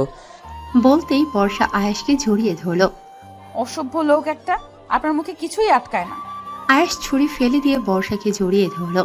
তারপর বর্ষাকে কোলে নিয়ে বিছানায় শুইয়ে দিল। এই কি করছেন? কাছে আসবেন না। আর তাছাড়া আপনার বুকে কাটার জায়গায় এখন ওষুধ লাগাতে হবে। এই মুহূর্তে আমার সবচেয়ে বড় ওষুধ তুমি টুনটুনি। একদম কাছে আসবেন না। আজকে তো তোমার বারণ আমি শুনবো না। তুই না চাইলেও আমি তোমার কাছে যাব, দরকার হয়ে জোর করে যাব। বলে বর্ষার উপর শুয়ে পড়ল। তারপর বর্ষার ঘাড়ে গলায় অজস্র চুমুতে ভরিয়ে দিল। একটু পর বর্ষার গলা থেকে মুখ তুলে বর্ষার দিকে তাকিয়ে, আজকে কি গোসল করতে পারবে? বর্ষার লজ্জায় আয়েশের বুকে মুখ লুকালো। তারপর বদ্ধ দরজার পিছনে যা হয়েছে তা আয়েশ আর বর্ষার সিক্রেট। সকালে আয়েশ ঘুম থেকে উঠে দেখে বর্ষা এখনো ঘুমোচ্ছে। আয়েশ বর্ষার কপালে একটা চুমু দিতেই বর্ষারও ঘুম ভেঙে গেল। গুড মর্নিং আমার টুনটুনি পাখিটা। Good morning. কখন উঠেছেন? তুমি আমাকে এই আপনি বলাটা কবে থেকে ছাড়বা বলো তো? ধুর, সকালে আমার মুডটাই দিলে খারাপ করে। বলে রেগে বিছানা ছেড়ে উঠতে গেলেই বর্ষা আয়েশকে জড়িয়ে ধরল। I love you. কি বললে? তুমি আমাকে আই লাভ ইউ বললে? আমি আমার কানকে বিশ্বাস করতে পারছি না। বলে অজস্র চুমুতে বর্ষার চোখ, নাক, মুখ, গলা ভরিয়ে দিতে লাগলো। এই কি করছো? কি ছাড়ো আমাকে। এখন আর ছাড়াছাড়ি নেই, এখন আমি আর একবার তোমার কাছে যেতে চাই। বর্ষা দৌড়ে উঠে ওয়াশরুমের কাছে গিয়ে কাল সারা রাত আমাকে জ্বালিয়ে তোমার শান্তি হয়নি? আগামী 1 মাস তুমি আমার ধারে কাছে আসবে না। আমি এখনই আসবো। বলে বিছানা থেকে উঠে দাঁড়াতেই বর্ষা একটা ভেঙচি দিয়ে দৌড়ে ওয়াশরুমের ভিতর চলে গেল। বর্ষা ওয়াশরুম থেকে বেরিয়ে আয়নার সামনে দাঁড়িয়ে নিজের চুল আঁচড়াচ্ছে। আয়েশ পেছন থেকে এসে বর্ষাকে জড়িয়ে ধরে বর্ষার পেটের উপর হাত রাখল। অবশেষে তুমি আমার। আমি সেই তো ছোটবেলা থেকেই তোমার। ইস, এতদিন তো নিজেকে আমার থেকে দূরে রাখার জন্য কত চেষ্টাই না করেছো। আমি যখন শৈশবে ছিলাম তখনও আমার সবটা জুড়ে তুমি ছিলে। আমি যখন শৈশব থেকে কৈশোরে পদার্পণ করেছিলাম তখনও আমার সবটা জুড়ে তুমিই ছিলে। আমি যখন কৈশোর থেকে যৌবনে পা রেখেছিলাম তখনও আমার সবটা জুড়ে তুমিই ছিলে। তুমি সেই ব্যক্তি যে সর্বপ্রথম আমার মনটা চুরি করে নিয়েছিলে। তুমি আমার জীবনের প্রথম পুরুষ, আর ইনশাল্লাহ শেষ পুরুষও হবে। বলে এতদিন আমাকে এত কষ্ট দিলে কেন? ওই যে তোমার রাগটাকে খুব ভয় পেতাম, আর তুমি আর আবিদ ভাইয়া যা শুরু করেছিলে তাতে আমি খুব ভয় পেয়ে গেছিলাম। ভেবেছিলাম তোমার থেকে দূরে যাওয়াটাই নিরাপদ। না হয় আমার জন্য হয়তো তুমি নিজেই তোমার কোনো ক্ষতি করে ফেলবে, আর আমার জন্য তোমার ক্ষতি হবে এটা আমি কখনো চাই না। এখন ভয় পাও না আমার রাগকে? না। কেন? বর্ষা পেছনে ঘুরে আয়েশের কপালে একটা চুমু দিয়ে। কারণ এখন আমি জানি তোমার রাগের মধ্যে লুকিয়ে আছে আমার প্রতি অসম্ভব ভালোবাসা। আই লাভ ইউ টুনটুনি পাখিটা। I love you too. Ayesh বর্ষাকে জড়িয়ে ধরে। ছাদের এক কোণে দাঁড়িয়ে সিগারেট খাচ্ছে আবিদ। এমনিতেও ও কখনো সিগারেট ছুঁয়েও দেখে না, কিন্তু আজ ওর খুব কষ্ট হচ্ছে। ও নিজের চোখের সামনে নিজের ভালোবাসার মানুষকে অন্য কারো হতে দেখেছে। আবিদ ওর বন্ধুদের কাছে শুনেছে যে সিগারেটের ধোঁয়ায় নাকি নিজের সব দুঃখ কষ্ট উড়িয়ে দেওয়া যায়। তাই সিগারেটের ধোঁয়ায় নিজের কষ্টগুলো থেকে পরিত্রাণ পাওয়ার ব্যর্থ চেষ্টা করছে। কাল সারা রাত ঘুম হয়নি ওর। চোখের নিচে কালো দাগ পড়ে গেছে, চুলগুলো উস্কো খুস্কো। এই দুদিনে আবিদের মুখটা শুকিয়ে গেছে। আবিদ আনমনে এক দৃষ্টিতে আকাশের দিকে তাকিয়ে, আমিও তো ভালোবেসেছিলাম, আমার ভালোবাসায় তো কোনো খাত ছিল না, তবে কেন আমার ভালোবাসার মানুষ আজ অন্য কারো? আমিও তো সেই ছোট্টবেলা থেকেই বর্ষাকে ভালোবেসেছি, ও কেন আমাকে ভালোবাসতে পারলো না? আমি তো সেই ছোটবেলা থেকেই বর্ষার জন্য অপেক্ষা করেছি, বারবার একটা বার ওকে দেখার জন্য ছুটে গিয়েছি গ্রামে। আমার ভাগ্য কেন আমার সহায় হলো না? কি অপরাধ ছিল আমার? পেছন থেকে আনিকা। আবিদ ভাইয়া, আবিদের এখন এই মুহূর্তে কারো সাথে কোনো কথা বলতে ইচ্ছে করছে না। এই মুহূর্তে ও একটু একা থাকতে চায়। তাই কোনো কথা না বলে আনিকার পাশ কাটিয়ে চলে যেতে নিলে আনিকা আবিদকে জড়িয়ে ধরে কেঁদে দিল। ভাইয়া তোমার কষ্ট আমার একদম সহ্য হচ্ছে না, আমি তোমাকে এভাবে দেখতে পাচ্ছি না ভাইয়া। আবিদ মূর্তির মতো দাঁড়িয়ে আছে, ওর মুখ থেকে কোনো কথা বের হচ্ছে না। আমি তোমাকে ভালোবাসি ভাইয়া, খুব ভালোবাসি। সেই ছোটবেলা থেকে আমি তোমাকে ভালোবাসি। প্লিজ ভাইয়া, পেছনের কথা তুমি ভুলে যাও, আর আমাকে একটা সুযোগ দাও। আমি তোমার সব কষ্ট ভুলিয়ে দেওয়ার চেষ্টা করব। আমি জানি এসব কথা বলার এখন সঠিক সময় না, কিন্তু আমি যে তোমাকে এই অবস্থায় আর দেখতে পাচ্ছি না। তোমাকে এভাবে দেখে আমারও খুব কষ্ট হচ্ছে আজ। তোকে কি বলবো, আমার ভাষা নেই, কিন্তু আমাকে মাফ করিস। তোকে দেওয়ার মতো আজ আমার কাছে কিছুই নেই। আমার মন প্রাণ সবটা জুড়ে যে ছিল সে আজ অন্য কারো। আমি পারিনি তাকে আমার নিজের করে নিতে, আমি পারিনি। বলে আনিকাকে ছাড়িয়ে চলে গেল। আনিকা এক দৃষ্টিতে স্তব্ধ হয়ে আবিদের চলে যাওয়ার দিকে তাকিয়ে আছে। বর্ষা বিছানার উপর বসে আছে। আমার টুনটুনি পাখিটা কি রাগ করেছে? বর্ষা আয়াসকে জড়িয়ে ধরে। কেন আমার এত সুন্দর কিউট বরটার উপর রাগ কেন করব? যাতে আমি আদর করে আমার বউটার রাগ ভাঙাতে পারি। আমি একটুও রাগ করিনি। ইস, একটু রাগ করে থাকলেও তো পারতে, তারপর আমি অফিস থেকে ফিরে আদর করে তোমার রাগ ভাঙাতাম। ইস, এই 2 দিন তো রাগ করেছিলাম, দেখেছি তো কেমন পাগল পাগল হয়ে গেছিলে। ওটা তো সিরিয়াসভাবে রাগ করেছিলে, এখন কি আমি তোমাকে সিরিয়াসভাবে রাগ করতে বলেছি নাকি? সে একটু ঢং করে রাগ করবে আমার সাথে, সেটা বলেছি। ইস, শোনো। বলো টুনটুনি। বর্ষা নিজের ঠোঁট দেখিয়ে, একটা কিসি দাও। আয়েশ একটা মুচকি হাসি দিয়ে নিজের ঠোঁট জোড়া বর্ষার ঠোঁটের সাথে মিলিয়ে দিল। এভাবে চলতে থাকলো বর্ষা আর আয়েশের সুখের সংসার। আয়েশ রোজ অফিস থেকে ফেরার পথে বর্ষার জন্য হাতে করে কিছু না কিছু নিয়ে আসে। কখনো বেলি ফুলের মালা, কখনো কাঠগোলাপ, কখনো লাল গোলাপ, কখনো শাড়ি। আবার বর্ষা রাতে না খেয়ে আয়েশের জন্য না খেয়ে অপেক্ষা করে। দেখতে দেখতে কেটে গেল কিছু বছর। হঠাৎ একদিন বর্ষা মাথা ঘুরে পড়ে গেল। সেদিন আয়েশের অবস্থা প্রায় পাগল পাগল হয়ে গিয়েছিল, কিন্তু ডাক্তারের কাছে গিয়ে জানতে পারলো বর্ষা প্রেগনেন্ট। কথাটা জানার পর সারা বাড়িতে খুশির বন্যা বয়ে গেল। আয়েশও খুব খুশি, সে বাবা হতে চলেছে। গুটি গুটি পায়ে সে আয়েশের হাত ধরে হাঁটবে, তাকে পাপা পাপা বলে ডাকবে। সে তো ইতিমধ্যে তার বেবির নামও ঠিক করে ফেলেছে। বাড়ির সবাই বর্ষার প্রতি এক্সট্রা কেয়ার করা শুরু করেছে। আয়েশও তাড়াতাড়ি অফিস থেকে চলে আসে। অফিসে গিয়েও প্রতি মিনিটে মিনিটে বর্ষার কাছে কল করে, বর্ষা কখন কি করছে, কি খাচ্ছে, নিজের খেয়াল রাখছে কিনা ইত্যাদি। অফিসে থাকলেও আয়েশের মন পড়ে থাকে বর্ষার কাছে। বর্ষারও অনেক স্বপ্ন, তাদের একটা ছোট্ট প্রিন্স অথবা প্রিন্সেস আসবে, তাকে আদো আদো কণ্ঠে মাম মাম বলে ডাকবে। হঠাৎ একদিন আয়েশ বাসায় ফিরছে না দেখে সবাই চিন্তা করছে। বর্ষার তো পাগল পাগল অবস্থা। সবাই বর্ষাকে এত করে বোঝাচ্ছে, এই অবস্থায় ওর এত টেনশন করা ঠিক না, কিন্তু ও কারো কথা শুনছেই না। অবশ্য টেনশন কি মানুষ ইচ্ছে করে করে? টেনশন আপনা আপনি চলে আসে। হঠাৎ কেউ একজন কল করে বলল আয়েশ অ্যাক্সিডেন্ট করেছে, হসপিটালে ভর্তি। সাথে সাথে বর্ষা চিৎকার করে উঠল, হন্তদন্ত হয়ে ছুট লাগানো হসপিটালে যাবে। সবাই বর্ষাকে রেখে হসপিটালে চলে যেতে চাইল, কিন্তু শেষ পর্যন্ত বর্ষার জোড়াজড়িতে আর রেখে যেতে পারল না ওকে। কিন্তু হসপিটালে গিয়ে দেখে লিফট ওপরে। এদিকে আয়েশের চিন্তায় চিন্তায় বর্ষা তো পাগল হয়ে গেছে। সে আর লিফটের অপেক্ষা না করে সিঁড়ি দিয়ে ওঠা শুরু করলো। তাড়াহুড়ো করে উঠতে গিয়ে হঠাৎ পা পিছলে পড়ে গেল সিঁড়ি থেকে। আয়েশের সামনে বাড়ির সবাই দাঁড়িয়ে আছে, শুধু নেই বর্ষা। আয়েশের তেমন গুরুতর কিছু হয়নি, শুধুমাত্র মাথা ফেটে গিয়েছে, তাই জ্ঞান হারিয়েছিল। মা, আমার টুনটুনি পাখিটাকে দেখছি না, ও কোথায়? সবাই মাথা নিচু করে আছে, কেউ কিছু বলছে না। ওকে তোমরা বাড়িতে রেখে এসেছো? ঠিক করেছো। ওর এই অবস্থা এখানে আসা ঠিক হতো না, কিন্তু তোমরা সবাই তো এখানে। আমার টুনটুনি পাখিটা তো বাড়িতে একা ভয় পাবে। এই আনিকা, তুই তো বর্ষার কাছে থাকতে পারতি। তোমাদের আসলে কোনো কমন সেন্স নেই। একা একটা মেয়ে, তাও এই অবস্থায় বাড়িতে রেখে এসেছো। আয়েশের কথা শুনে আনিকা আর নিজের কান্না ধরে রাখতে পারল না, হাউমাউ করে কেঁদে দিল। এই আনিকা, কাঁদছিস কেন? আমি তো একদম ঠিক আছি। ভাইয়া বর্ষা। এই বর্ষা কি? তোকে না আমি কতবার বলেছি ভাবি বলতে? ভাইয়া ভাবি। কি হয়েছে আমার টুনটুনির? বর্ষা তোকে দেখতে এসে লিফট না পেয়ে তাড়াহুড়া করে সিঁড়ি থেকে পড়ে গিয়েছে। ও এই হসপিটালেই আইসিইউতে আছে। ডাক্তার বলেছে ওর অবস্থা ভালো না। না, আমার বর্ষার কিছু হতে পারে না। কিছু না, আমাকে এখনই আমার টুনটুনি পাখিটার কাছে নিয়ে যাও, এখনই। প্রায় 1 ঘন্টা পর অপারেশন থিয়েটার থেকে একজন ডক্টর বেরিয়ে এলো। পেশেন্টের কন্ডিশন ভালো না, এখনো 2 ব্যাগ রক্ত লাগবে। আয়েশ ডক্টরের পা ধরে, আপনি দরকার হয় আমার শরীর থেকে সব রক্ত নিয়ে নেন, তবুও আমার টুনটুনি পাখিটাকে বাঁচান প্লিজ ডাক্তার। কিন্তু পেশেন্টের রক্তের গ্রুপের সাথে আপনার রক্তের গ্রুপের মিল নেই তো। বর্ষার রক্তের গ্রুপ কি? AB+। আমার রক্তের গ্রুপ AB পজিটিভ। আমি দিব রক্ত, চলুন ডাক্তার। কিছুক্ষণ পর একজন নার্স বেরিয়ে এলো একটা বন্ডে সই করানোর জন্য। কেন আমি বন্ডে সই করব কেন? আমি কোনো বন্ডে সই করতে পারবো না। আমার টুনটুনি পাখিটা কোথায়? আমি ওর কাছে যাব।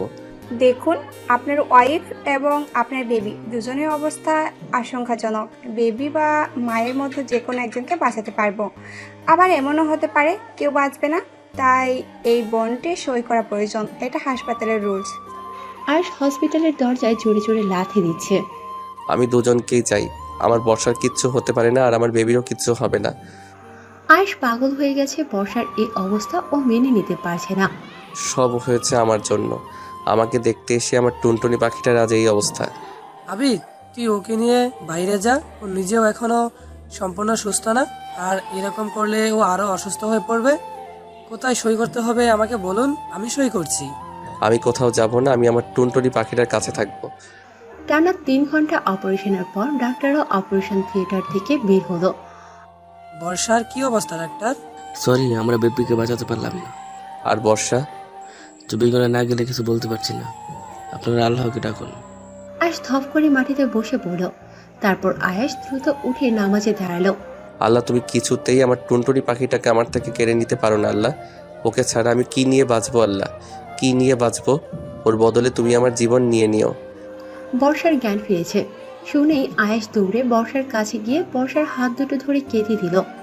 জানো আমি কতটা ভয় পেয়ে গেছিলাম। মনে হচ্ছিল এই বুঝি আমি তোমাকে হারিয়ে ফেললাম। বুকের বাম পাশটা বড্ড খালি খালি লাগছিল। আমি এখন একদম ঠিক আছি বলে উঠতে গেলেই হুম, একদম উঠবে না, তুমি এখনো সম্পূর্ণ সুস্থ না। আমাদের বেবি ঠিক আছে তো? আয়েশ কি বলবে কিছু বুঝতে পারছে না। বর্ষাকে কিভাবে জানাবে যে ওদের বেবিটাকে ও বাঁচাতে পারেনি। ওইসব পরে হবে, আপাতত তুমি রেস্ট নাও, তুমি এখনো অসুস্থ। তুমি কি আমার কাছ থেকে কিছু লুকাচ্ছ? আয়েশ জোরপূর্বক একটা হাসি দেওয়ার চেষ্টা করে। আরে না, কি লুকাবো? আমি তোমার মুখ দেখেই বুঝতে পারছি তুমি আমার কাছ থেকে কিছু লুকাচ্ছ। আমাদের বেবি ঠিক আছে তো?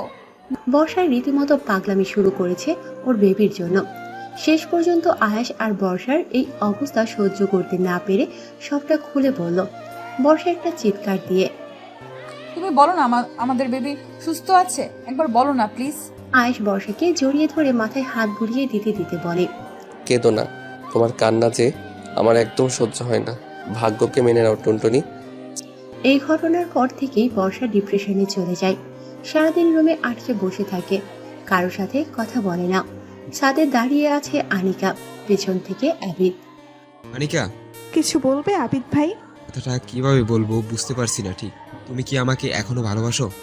আনিকা আবিদের হঠাৎ এমন প্রশ্নে অবাক চোখে আবিদের দিকে তাকিয়ে আছে।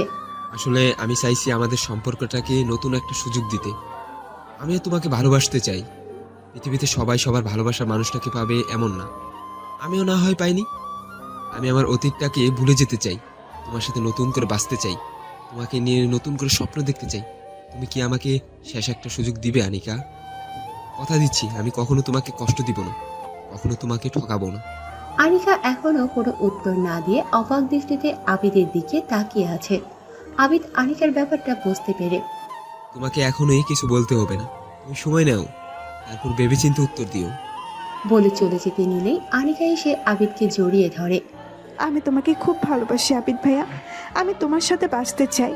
আমার সব স্বপ্ন, মন, প্রাণ সব তো তোমাকে ঘিরেই। কথাগুলো বলছে আর আনিকার চোখ থেকে গড়িয়ে পানি পড়ছে। মিথ্যা কথা। আনিকা অবাক দৃষ্টিতে আবিদের দিকে তাকালো। এই যে, তাহলে এখনো ভাইয়া ভাইয়া বলতে না? আনিকা লজ্জা পেয়ে আবিদকে জড়িয়ে ধরল। আবিদও আনিকাকে জড়িয়ে ধরল। 6 মাস পর আয়েশ অনেক চেষ্টায় বর্ষাকে ডিপ্রেশন থেকে ফিরিয়ে এনেছে। বর্ষা এখন আবার প্রেগনেন্ট। এবার বাড়ির সবাই আগের থেকেও বর্ষার বেশি যত্ন নিচ্ছে। সবচেয়ে বেশি যত্ন নিচ্ছে আয়াস। সে এবার চাকরি ছেড়ে দিয়ে বাড়িতে উঠেছে। এই আয়েশের বাচ্চা। চিচি টুনটুনি, তুমি এসব কি বলছো? তুই স্বামীর নাম ধরে ডাকছো, তারপর আবার বলছো আয়েশের বাচ্চা। কিন্তু আমার বাচ্চা তো তোমার পেটে, এখনো পৃথিবীর আলোই দেখেনি। বর্ষার রাগে কটমট করতে করতে, তুমি চাকরি ছেড়েছো কেন? তোমার দেখাশোনা করতে। এটা কেমন কথা? আমি কি এখনো বাচ্চা? আমি নিজের যত্ন নিজে নিতে পারি না নাকি? বাচ্চাই তো।